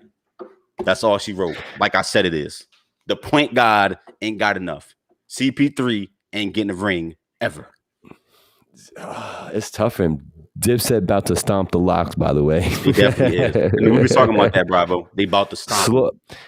Big facts, though. NHO Bravo reminds me of Slaughterhouse, if you're talking rappers, which is a great collective. It has one of the best rappers ever in Joe Budden, who would wash. Yeah, Joel Ortiz. Absolutely. One of the best rappers ever. Crooked. Listen. Bill Skills says that CP3's age is catching up with him. I think it's a little bit of that. What's interesting with the ebb and flow of this particular series, the first 2 games, Phoenix was able to control the ball and just score at will. And then it seemed like in game 3, Giannis had enough, right? Yeah, Middleton started coming to life. You know what I'm saying? And then all of a sudden it got harder for them to score. And like it seemed more of like a plotting type of game. So I feel like Milwaukee is like, imposing their will on this Phoenix Sun team, and making them play their game. You know what I mean? So, and they're losing playing it. To Bravo, thank you for appreciating my hat. It's a what you call it? It's an army green hat with a army brown Bulls badge. You know what I'm saying? A little something different. But you're right. People Phoenix got Ayton in the paint, but that's all they got in the paint. Right. That's all they got. Milwaukee got Lopez, they got Tucker, they got Giannis, they got Portis. They are beating them up internally, and can't nobody on Phoenix roster stop Giannis. Nobody. I mean, nobody in the NBA really has been able to stop. There are people who can guard him, right? But they took when they used to play against Houston, and PJ was in Houston, he would guard Giannis. And PJ, while he's short, he's 6'5", he's built like a fucking truck. You know what I'm saying? The nigga's strong. He would get up in him. There's not a lot of guys that could do that to Giannis. You know what I'm saying? So like he bully balls. And when he doesn't shoot jumpers like he's not supposed to, don't ever do that. Just stay in the paint. Who can stop him? Nobody. They did more with the pick and roll with Anton, which also opened up the floor. Right. I mean, so he's sure. saying, yeah. But now they dropping back. Right. So he's saying that's what they were doing in the first two games. CP can't just blow by him. No, first of all, CP, he got some kind of knee injury. He's not 100%. He like 80, 85. You could tell. Right. Or he just really slowed down in like 2 weeks. Like, what the fuck happened to your legs, bro? Something wrong with him. But doesn't matter. That's part of the game. Everybody hurt. Everybody banged up. You 36. This is going to happen. Doesn't matter. Devin Booker is 22, 23. That boy is a supernova. If CP's walking around a half a leg, give Devin Booker the fucking ball and let him do work. And this is when you talk about the superstars versus the stars. And there's a different level. Devin Booker does not make his teammates better. That is the difference here. That's a boy who can get you 40 every night if he wants to, but he does not make his teammates better. Right. He doesn't. Right. And Giannis does. Giannis will give you 12 fucking assists. Giannis does. He sucks in everybody when he penetrates and gets everybody open shots. He makes his teammates better. And he covers up for them on the defensive end, which Booker doesn't do. Booker don't play no defense. And I'm not hating on the boy. He like Zach LaVine, you know what I mean? A+ version. He give you 40. But he don't make his team better. He averaged like 2 assists a game. It ain't the same. So without Chris Paul orchestrating the offense, that team can't fuck with Milwaukee. And I said this. Second, people are finally realizing what I've been saying about Chris Middleton. Why y'all keep sleeping on that boy? He been averaging 20 a year for like 6 or 7 seasons now. This ain't new. Right. This is what he a 3-time All-Star. We keep forgetting it because his name ain't flashy and his teeth is a little weird. He was in Detroit balling out. He was. That's where I remember him from, actually. He been putting up 20 a game. The boy can play. And now with Drew Holiday playing defense on the perimeter and giving you 17 or 7, like this matters. Brooke Lopez one game gave him 31 and like 6 3-pointers. Like Brooke Lopez is like a multi-time All-Star. We forget that? Yep. I don't know how that boy shoots them threes. So it's over. Him up. NCP3 had 18 turnovers in 5 games. Says bro, he's a top 5 point guard of all time. No doubt in my mind. CP's a top 5 point guard of all time. I put like niggas like Magic and Stockton, maybe Isaiah Thomas ahead of him. That about it. It's like and Curry. And I look at Curry as a shooting guard, but I know he's a point guard. So I'm gonna say Curry. And that's about it. I think CP is like 5th all time. Cool. But he's 36. Exactly. He's 36. Yeah. Cut it out. Yeah. He's tired. Anyway, so Suns in 7. So we'll see what happens. All right, Bucks gonna get that chip. They're gonna get it tonight. Yeah. Black, am I getting a stimulus check? I got no kids, and I always tell the truth. No. If you want a stimulus, you got to scam that PPP. So says Black. So says we all. Scam that PPP, or claim your homie kids on your taxes, and then give him $500 for doing so. Yeah, he the point guard, but damn, he needs to ball out. Yeah, he do. He already did it. He already carried them a couple games of these playoffs. Who's the third option over there in Phoenix? It's Ayton. It's Booker, it's Chris, and it's Ayton. Yeah. That should be enough. But the Bucks are just better. That's why it's not happening. That's why. Yeah. It's not happening. All right, my dude, we have arrived at one of the favorite segments that we do, the Tape Deck Project Review. We like to mix in a little local talent. We mix in all hip hop, really. And last week I had chosen Voice of the Valley alumni. If you haven't checked out his interview on Finally TV, make sure you're doing that now. Selka put out Voyage 34, spoke about it on my show, so I had a little insight going into it as to where he was coming from with the project. But this segment is where we give something to listen, during the course of the week. We critique it a little bit. We talk about the content. We talk about the structure. We talk about the production. We talk about our least and most favorite joints, and if we would consider running it back partially or fully. I think we've been kind of going there lately. So the run it back isn't just a yes or no anymore. It's a partial, a no, or a yes. I'm running this back fully. So this week was Selka, gentleman claiming Poughkeepsie, New York for a little while there. He's out in Chicago now, but was in town, was able to do the Voice of the Valley, put out a project named Voyage 34, talking about his come up and things he's been through and where he's at now, where he plans to go. So you gave it a listen, sir. What did you think? I didn't give it a listen. What do you mean? I did not listen to it. Why didn't you listen? We were supposed to listen to it. Yeah, but I didn't.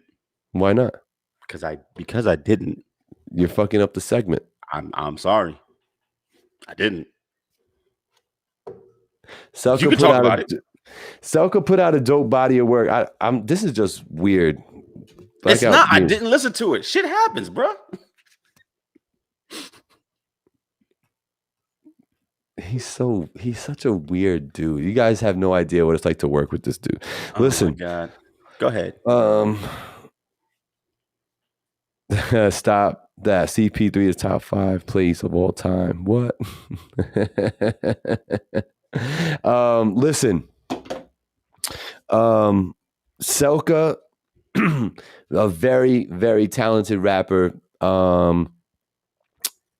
Cut from the old school cloth in that, he takes a lot of pride in the content. He takes a lot of pride in, what he's penning and what he wants to talk about and how he's delivering it. He's one of those MCs, like a little bit of a throwback, because he'll make music almost with the live performance in mind. You know what I'm saying? It's a very interesting throwback take on music and stuff, because I don't think people really give a shit nowadays about how they're going to be able to perform this live. They just want it to sound dope so they get the streams out of it. You know what I mean? I can see that. Selka, he wants to perform these joints, I seen the man perform. He definitely backed up everything he was telling me in the interview as far as, breath control, being clear, not being boring, not just standing in one spot, eating the microphone, like actually. Got you. Uh-huh. Talk about this music, though. I did listen to it, by the way. I ran through it. Talk about this music. I like the music. I like Voyage 34. I think there's some good rapping on there, some good content on there. Production. Let's talk about production. I always like to go into production first. Correct. Production wise, it's like, it's all right. Like there's not a bunch of beats on there that I'm like, oh my God, like I got to check the credits and see who produced this. You know what I mean? Mm-hmm. So I'm not jumping out the window for the production. Don't hate it though. Any standouts though? Anything that's a banger? There's a couple of joints that I like that might have some banger production on. I'm bringing up the playlist right now. Got you. I like the single he got, the one that joint's kind of dope. Fly's got a decent one. Your boy Lunar showed up on this. He did. On Echoes, yeah. There was a joint that Selka had put out way before called AM Effect. That joint's all right too. If I remember right, I don't want to play it because then it's gonna like copyright me. But I think it's Oblivion. The last joint has a dope beat on it. But for standouts, I would probably say the one. I'd probably say the joint with Lunar and Oblivion. I think it is. As far as production is concerned, Yeah. okay. What did you think about the production on this? It was sleepy. It was kind of ho Well, hum. Not that it was bad. It was just kind of it ho wasn't hum. bad. Nothing Right. made me want to get out my seat, or nothing was like that's Jump out just the a window. dope ass crazy. That's a crazy sample. He freaked it. Mm-hmm. So safe. Maybe that's a better word. A lot of just safe beats. I like that. Yeah. It's not derogatory, but it does speak to the fact that there's nothing outlandishly good as far as production. And it really wasn't a song that was to the left either. Like, you know, Mhm. normally, like if you get a group of producers together, or Mhm. you sourcing for an album, somebody could give you something that's just way to the left. Yeah. And unless you're doing like a concept album, that Mhm. makes the album. Y'all be like, why Mhm. you make that one song that sounded like, you know what I mean, merengue, and everything else sounds like grunge Mhm. rock. You know what I'm saying? Right. There was nothing like that up here. Everything was like just Right. the most safest Right. milk toast. That's what I call it. Right. When it's just Right. like this ho hum. There you go. I'm disappointed There you in, because I go. think beats sometimes make you go to your comfort and do things different, and maybe that'll show a different side of you than what your comfort is. I agree with that. Because that's definitely true. So production wise, you know, I like the safe mark on that one. I like that. It's not bad, but there's nothing on here that's like I gotta have that. I need this Right. dude producing for my favorite rapper now. You know what I mean? Absolutely. Content wise, I like this joint. I like what Selka talks about. You know what I'm saying? Introspective, responsible, loving music like wholeheartedly, you know, a desire to be the best, but not flamboyantly doing it and telling it to you and delivering it to you in a flamboyant way. Talks about love, talks about family. There's no gun talk on this. There's no I was on the corner slanging this and that. There was no you need to respect me because of everything I've done. There's none of that on here. Why? Why do you make Why? that comment? What point are you making about the lack of that music, or the lack of that subject matter being present? Are you saying good? That's how it should be. We don't need that in hip hop. What are you trying to say?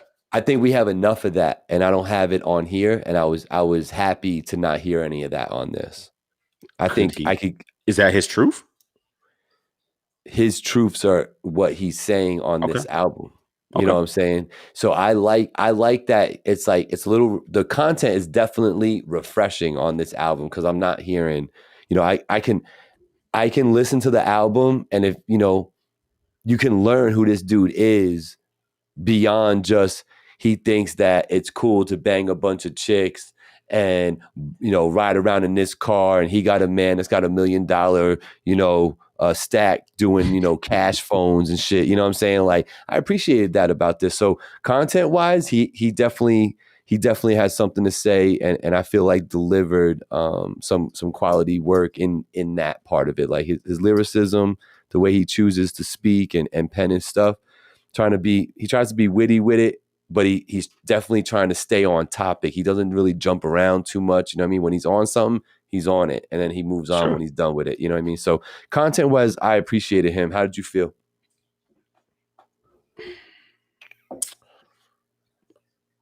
I agree with what you're saying in the extent of it is not a bunch of gun bars and street rap. Mm-hmm. The comment I'm about to make is not about Selka. It's about my view about rappers who are not in hip hop, in the hip hop culture. I'm not saying you can't rap. I'm saying, like, for instance, like Lil Dicky, right? I use him all the time as a funny thing, but the boy can actually rap. Like Lil Dicky can rap. He puts the words together and it's witty as fuck, and he does schemes. And whether you like his subject matter or not doesn't matter. Technical, proficient rapping, Lil Dicky can do that. Fair enough. But he not hip hop, not urban hip hop. He's using that form to do things that are real to him. He's using that medium to tell a story from his perspective. Yep. While I can appreciate that hip hop is now the #1 genre on the planet, because it is, or rap, or whatever you want to call it now, it is the prevailing genre. It is bigger than pop. It's bigger than rock. It is it. So more people are going to use that lens to tell their story. Hip hop comes from an underserved market, finding a way to express themselves, right? And speaking through that lens. So unlike most genres, right, where it's simply about the way you convey a thought, hip hop to me has always been different because the person telling the story is as important as the topics. It matters and how they convey it. Make sense? Sure. I don't like boring rap. And boring rap is not safe rap. It's just rap that doesn't say shit on any kind of a major scale. Meaning, like, you could have the most wholesome album in the world, but what are you trying? What point are you trying to convey? Is it that you're talented? Isn't that you've been through something, you want people to connect with you? Are you telling love stories? Are you talking about heartbreak? Are you talking about the will to win? What is the overarching theme in the music that you make? I don't know what the theme of this album is. And I think I tend to default when it comes to what I consider subpar rapping. Not this, I mean in general. From like a black artist or a Little TJ. They're rapping in a subpar fashion, if you ask me. But the overarching theme is supposed to be about winning. So you come from nothing and make it into something. It's the Rocky story. It's the story all the time. I don't care if you talk about gun bars or drugs. What are you trying to convey? That's what loses me in this album. Now, specifically about this. And I don't know if it's because people don't know how to convey a theme outside of Mama, I Made It, when they don't have that kind of a background. Right? It's like with R&B, you don't really need to have gone through anything. You just got to understand relationships and talk about them in a good way. And everybody does that. You know what I'm saying? So I said a lot because I wanted people to understand my point of view about this project in specifically. I don't know what he's trying to convey. I want to, but it just seems like a bunch of, I don't know what to talk about. I'm going to talk about all this stuff that's not really connecting with, at least me. I don't know, Black. I think you. I really don't think that you listened to it. I think you skipped through this joint Why do you think that? Because the Voyage 34. He named it that because 34 was the number of the house that burned. That is the family house that burned down. That they had to start all over for. So the Voyage 34 is. When does he say that in the record? Huh? When does he say that in the record? I don't know if he actually reflects on that during the record. He never says that in a record. And you know that's part of my problem. When you take your personal information and try to make it part of this, it doesn't work for me, Gabe. So don't tell me about what the name of the album is if he doesn't even talk about it in the fucking album. That's something that you and him know. Where do I get that from? You're supposed to be watching Voice of the Valley. No, I'm supposed to be hearing it in your music, bro. If you put out an album to the masses and there's some hidden meaning to the title of your project and you never tell me what the fuck it's about, I got to meet you in person to get it, then you've done it wrong. That's fair. That's fair. But yeah, I don't know. I don't consider it boring rap. I don't consider it boring rap. I think we have opposite views on it on this one, but but that's okay. So, all right. So, but we both agree that he can rap. We'll both say that. I know that you'll say that as well.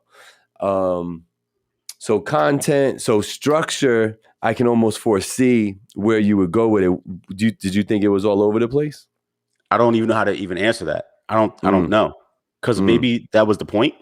Right? There are projects that are far encompassing. I've talked about, I think last week when I said I've never made an album where I repeat myself on 2 or 3 songs. I just don't do that.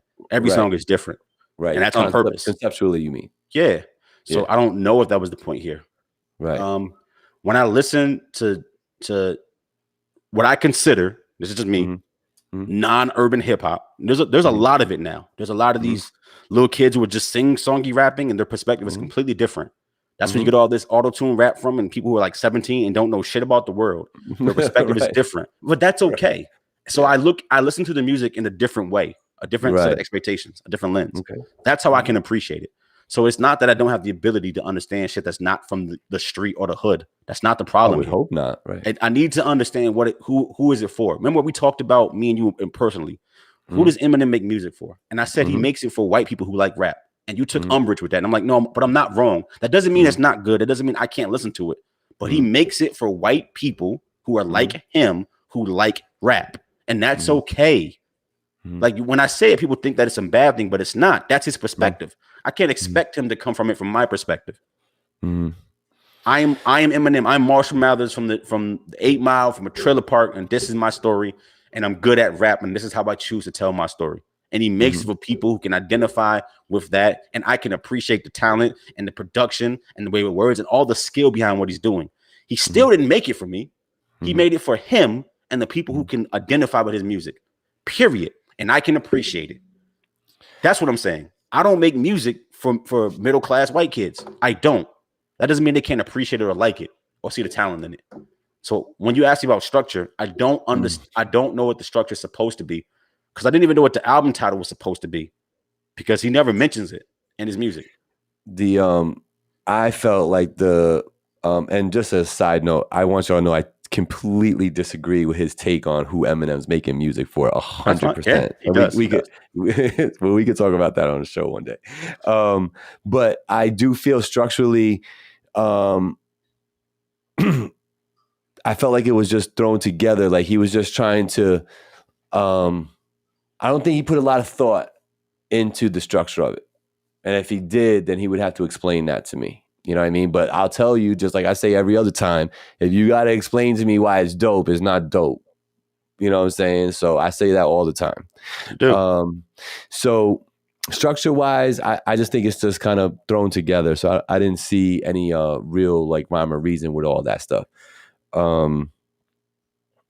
So that's my take on the structure. Least and most favorite joints, what would you say for you personally? I actually like Reflections. Mm-hmm. I think that the Echo song with Luna, I like Luna a lot. Mm-hmm. Yeah. You know what I'm saying? What's a mistake, Bravo? I like Lunar. I like Lunar a lot. I like hearing his voice. I like how he Mm-hmm. sounds. He sounds That good makes on you. this. He does. That makes you like that record. Mm-hmm. Least favorite. I don't know. The weird shit like Aquafina. I get Mm-hmm. what you're trying to do. It's just like, you know what I Yo, mean? but that dude, A Bear though, What about him? there's some with that dude. Like, You like the way he sounds? yeah, Okay. yeah. There's some. He got some. Um, I still like the one song. Like that hook just stays in my. If I listen to it, it Sure. stays in my head for a while. You know what I mean? I'll be walking around the house, like coming home from work, and I had just listened to it. And I'm like, getting changed, doing this, taking care of Hazel. And I'm in my head, I'm going to be the one. You know what I mean? Like, he did something with that one. I think he played mind games on that one because I'd be singing it when I hear it. So I think that might be my favorite joint. I do like the Echoes joint with Lunar. There's another joint towards the end. I think it's the Oblivion joint with Kid Rayan or whatever it's called, Rayon. Mm-hmm. I like that joint too. My least favorite joint is probably Aquafina wasn't good, but I tell you, I like that A Bear dude. Maybe Sober. I didn't really appreciate. I don't really remember appreciating that too much. Glass Heart. Whatever. I like the one thing I want to say, and I might make this my least favorite, Uncharted, the first joint. And this is why. I actually like what Selka's saying on that one. Like for real. I like how he's rapping on it. My problem is he took way too long to get to it. Like your first joint on, you know what I'm saying? Yeah. He did a lot of like auto-tune, singing the hook, doing this and that, playing with the words and all that. But when he started rapping, it was dope. Had he cut all that shit out, it's like a minute in the beginning, like a whole minute. That's a long time for a song. If he just opens up with a couple of bars of the auto-tune shit and then just goes in with what he was rapping about, I think that song hits way harder and it's a dope set off for the rest of the album if he did it that way. Because I'll be honest with you, when I first put it on, right, I was like disappointed. I'm like, oh, what is this?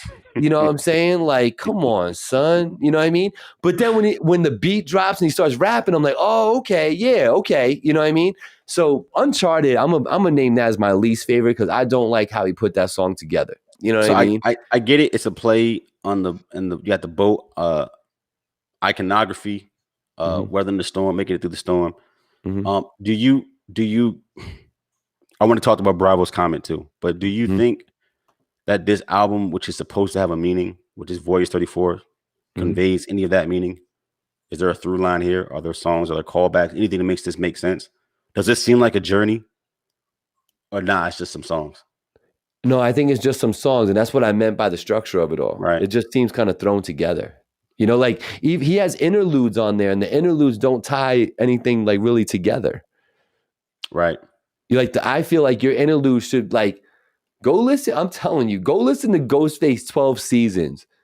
He executed from start to finish an entire story. The interludes all speak to what's going on. It's a story from start to finish. He can't repeat a concept because it's a story. Like he's telling you a whole story about being put away for 3 years, 12 seasons, you know, and coming back to the block. You know, that's what the whole album's about. So yeah. Go ahead. Go. I'm done. I'm just gonna ask you, are we running this back? It's a partial for me. What you running back? What you want to hear again? The Lunar joint I like the one. I like the AM effect and that one that's towards the end. Because I might have misspoke. Either Sober or Oblivion is one of them joints that I like a lot. So I'll probably come back and listen to one of those, you know, from time to time. But generally speaking, I don't need to hear this again. Like I want, like, all right, tell me something else now. You know what I'm saying? Like that's how I'm looking at it. Like, tell me something else. I want to hear something else. Do you think albums need to be diverse anymore? I was listening to a very interesting pod. I brought this up before, but doesn't matter who it is. Where they were talking about, I don't go to certain artists for certain kind of music. I don't go to the Migos for introspective shit. Just give me 15 trap songs and that's what I want. Right. Do you think albums need to be diverse? Diverse in subject matter. Yes. Themes, vibes, feelings. Do you think that this album does that? Because I think for me, I judge albums in that way. I always have. And it's because I grew up on, just like you, but I grew up on albums, projects. You had to sit with something for a long time. You had to wait for it to come out. You had to rewind it. If you wanted to hear that verse again, you had to. You were going to get, you know what I mean? What you got, and that was what you were going to get for 3 years. So you just sat with it, and money wasn't plentiful, and you couldn't fucking stream it. So your album needed to make sense, and you had to give me something for the good days and the bad days and the bitches and the clubs. And I look for all that. Right. And you don't got to give me one of everything, but you better have something about who you are, right? Something about what you do, something about your talent. Like, tell me about yourself. It's supposed to be your expression of yourself. It's supposed to be in it. And that's really what it's about. And how do you convey that? Do you feel like this is accurate of him? And if you think it is, the way it's put together, I ask you again, who can relate to it? Because your artists, your people, your fans, they have to relate to what the fuck you're talking about. And maybe me framing it like that will make you make sense of what I'm trying to tell you. I'm not saying it's bad. I'm not saying it's good. When I say I don't get it, it's not because I don't understand non-street rap. When Kanye came out, people made fun of him, like backpack rap. What is this? I got that shit because I was a young nigga going to college trying to figure out my life, and I understood it. Asher Roth, when he dropped his project, I got it. That is not street rap. That is some straight up middle class suburbs. This is what my life looks like. Beer pong, wild parties, beach shit, hanging out with friends, getting high. And I understood it. See what I mean? So do you feel like he conveyed pieces of himself in this project? And if he did, who is it for? Because I think for me, I'm going to start using that to explain how I view things in my litmus. So it doesn't seem like I'm coming from it from my own personal beliefs. It's important. If your music don't speak to me, that's separate from me thinking it's good. You know what I'm saying? They're a completely different thing, but it's important. Makes sense? Especially in our role and what we're trying to do here with this show and this segment, we have to kind of be that way. You know So what I do you think mean? he reflected? He shared pieces of himself, and if he did, who should listen to this? So let's try that point of view. If it's not for everybody, Gabe, who do you think the demo is for this album? Who would understand this? Who would connect with it? I know everybody has the ability to. Yeah, no, this I think Selka is speaking to the middle class, like maybe like 23 to 30-year-old genre. Yeah, middle America, though that Okay. age bracket. I think that's who he's talking to. You know what I mean? Okay. Um, yeah, because I think that's where he is, and like when if you're speaking the way he is, where he's not really like coming up with stories and shit like that, like just making up shit to spit about it. He's talking about his own like truths and what he's been through and all this and that. That's who's gonna understand all that. You know what I mean? Because it's a different life. It's a different life. It's a different life than really what even I came up from. You know what I'm saying? But I think that's who he's speaking to. And I think it probably does sway more towards, middle class, Caucasian America in a way. But, I just appreciate the fact that this kid could rap and he takes this shit serious. He really does. And I love the fact that he thinks it's an art form. You know what I mean? That part I really appreciate about him, especially when it comes to live performances and, his content and stuff. So, you know, like I say, I would love to hear more. I know him, you know what I'm saying? And I know what he's capable of. This doesn't make me like him less. It didn't make me like him more. Okay. I'm gonna speak to Bravo's comment. What's that? But I also want to use myself too, because I think Yeah. we haven't done that in a while because I'm Mm-hmm. between projects and houses and all that stuff. Mm-hmm. When I put out Better on Black, you didn't like that Mm-hmm. project. Mm-hmm. Why? When you put out Bet on Black, I did. Mhm. Wait, I did like Bet Yeah, on Black. but no, and it's not a bad thing. Now I want you to actually talk Oh, yeah, about it. yeah. All You Black, did everything's the one I really liked. Yeah, yeah, correct. yeah. You're right. Bet on Black was not your favorite. Mhm, And you told me some reasons why you felt that mhm, way, but mhm. share them. Like here, like why wasn't you like really fucking with it that hard? What do you think? It wasn't good. It wasn't put together well. Tell me what you think, because I think for Um, me that'll also help me frame. I think my feelings about even going forward when we're talking about people's projects and music. When we're mhm, talking about Lil Baby, we don't get to say, well, he's from Ninth Ward Projects and he has a good show. We don't do all this other extra shit. mhm, We just talk mhm, about the music mhm, and what we think it is, and does it bang, does it knock, does it speak to the bitches, does it mhm, get it? No, we just do that. It's completely mhm, critical. mhm. What do you think about Bet on Black? Why didn't you think it was a good project from me? I'm sitting the whole time you've been talking. I'm just thinking about the album. I'm trying to Mhm. recall everything that's on that album. You told me it Um, was more commercial leaning, it was more singing, it was more other shit. You wasn't really feeling oh, it. that was the one that yes, yes, yes. That was the one where I felt misled. Okay, go for it. That's what Tell it me. was. That was the one that you like put the features on there, right? That's the one that's feature heavy, Mhm, right? Like you got big name features on the album, mhm, and I didn't appreciate them. And I felt like, some of those features, it didn't even speak to, what you were even talking about on the track. Like it didn't fit. It didn't fit for me. I do recall that now. I liked what you did on there for the most part. The production was all right, but you were using some other like production that you found on YouTube, wherever the fuck you found that shit. Then you had that one guy. What was that one dude who has the dope drop for his beats? It's like a baseball theme, oh, yeah, dude. yeah. What was it again? What was the drop? Who's batting? Yeah, yeah, yeah, yeah, yeah, yeah. Who's batting? Now Yeah, yeah. batting? Yeah, Yeah, now batting. Yeah, yeah. yeah, yeah. Think about Como. Yes. You know what I mean? He had a couple of dope joints on there, but I think if I recall correctly, that was it. It was that I didn't like all the feature heavy stuff. It didn't fit. It wasn't you. And they like you could tell you weren't sitting in the studio with these guys doing stuff because it just seemed pieced together like that. So it was like a Frankenstein. Okay. What do you think about Is my that last project? It was dope. Why? All black everything. Yeah. Cause the beats were fire, the concepts were dope. You had a lot of dope shit on that one. It was all you. Rem was on there, made it dope. There was some it was dope. You had good. That was a very well put together album. All black everything. If you haven't peeped it, it's out everywhere. I took the criticisms that you gave me to heart, and I Mm-hmm. understood the point of view. And it's Mhm. not. Here's the point. It's not that I'm Mhm. saying that whatever anybody says to you, take it and run with it. What I'm saying is that I heard you when you were critical. I didn't take it and get butthurt. I was like, I understand what he's saying, Well, didn't want it to right? be that way. Yeah. Of course, I was like, I Yeah. understand what he's saying, and I understand what you mean when something doesn't sound authentic to you, or it sounds like Mhm. you're not. It's not Mhm. done in a Mhm. mature, Mhm. clean, thought out way. It's just Mhm. some shit to be doing for the sake of doing some shit.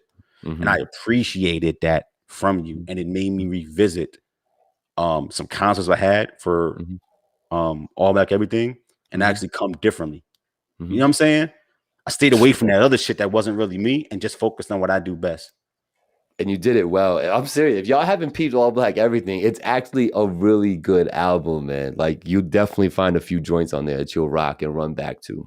Much I like appreciated. it. So that's my Yeah. lens going forward. Somebody understand this, especially when we're doing like the local out artists, Mhm. these non-mainstream tapes. I'm looking at it the same way I would critique my own shit, the same way I would look at any other artist.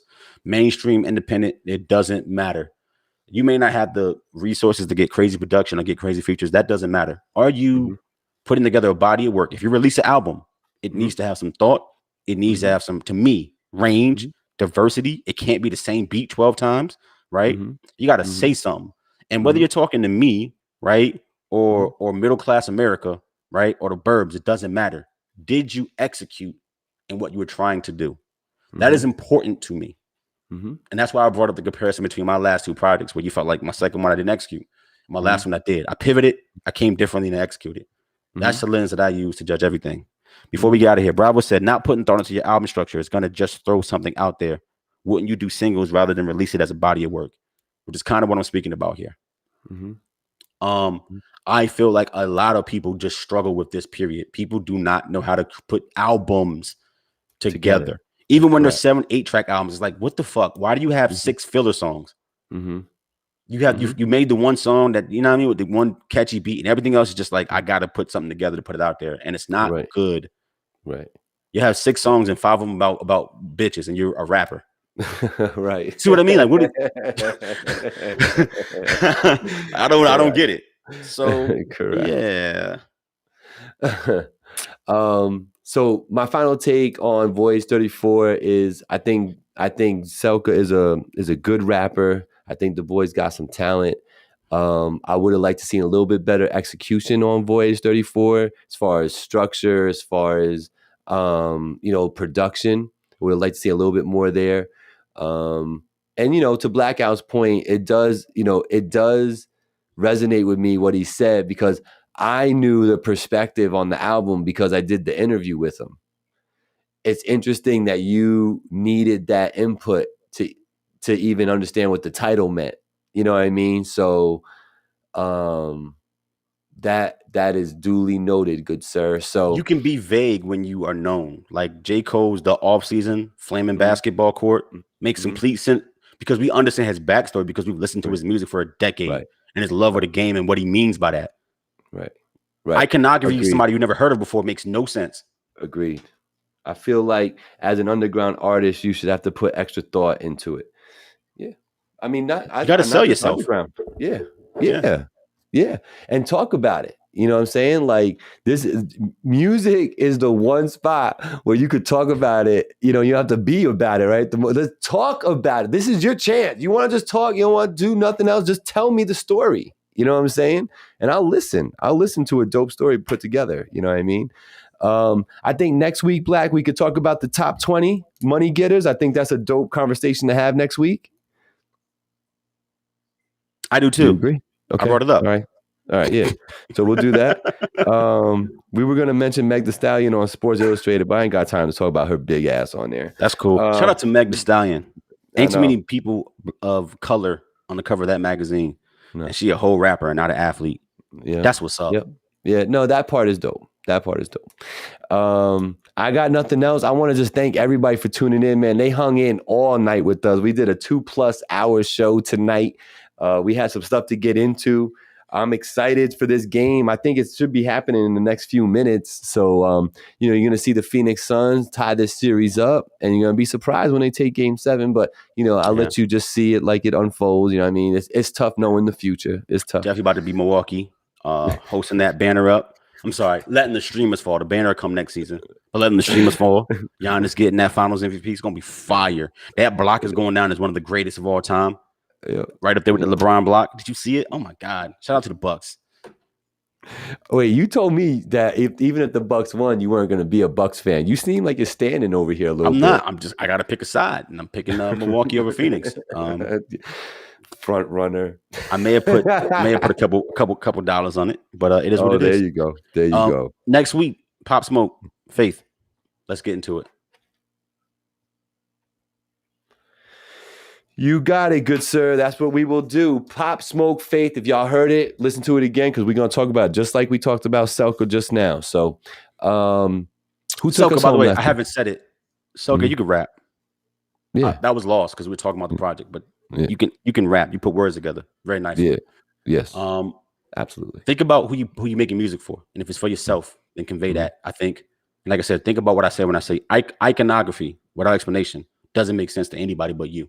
And if that's what you're going for, then by all means. But if you're trying to get listeners to engage with what you have going on, it's got to make sense. I got this thing going on now where there's black in every one of my titles, and you can say it's a play on my name, and part of it is, but it's also I'm expressing why it belongs. Even some of the songs I talk about where it came from. I have one song, last project, where I end with what was left in the middle, black, and it's a perfect summation about where it comes from, and why it's there. Where I talk about, my deployment and where I sunk to the dark place and where the black came from. I describe it. I explain it. See what I mean? It's in the music. It's literally in the fucking words. Listen to the album. You'll figure out, oh, that's why it's called All Black Everything. The many facets, the different point of views. And where did the name come from? I explain the shit in a witty way. He does, too. I think. Yeah, no, that's one of my favorite joints. That's the last track, no? Nah, it's number 10. Oh, I knew it was towards Desert, yeah. The desert joint. Yeah. I mean, even that, like, how many people who do what we do talk about alcoholism? Like, I was fucking hitting bottles and popping pills like crazy. Like, that's a facet of you. So give that. Yeah. And you can see my perspective. Absolutely. That's all I'm saying. And we will keep saying it on the What We Talking About podcast every Tuesday, 7 p.m. Make sure you tune in next week. We will be here. It might look a little different, but we'll be in the building. So for Blackout, for Angie, for Hazel, for all y'all who tuned in and hit that like and hit that share and commented, I appreciate every single one of y'all. And hopefully I get to see some of y'all soon, man. The world's opening up. So stay safe out there. Be well. And get back in here next week. Peace, y'all. Peace.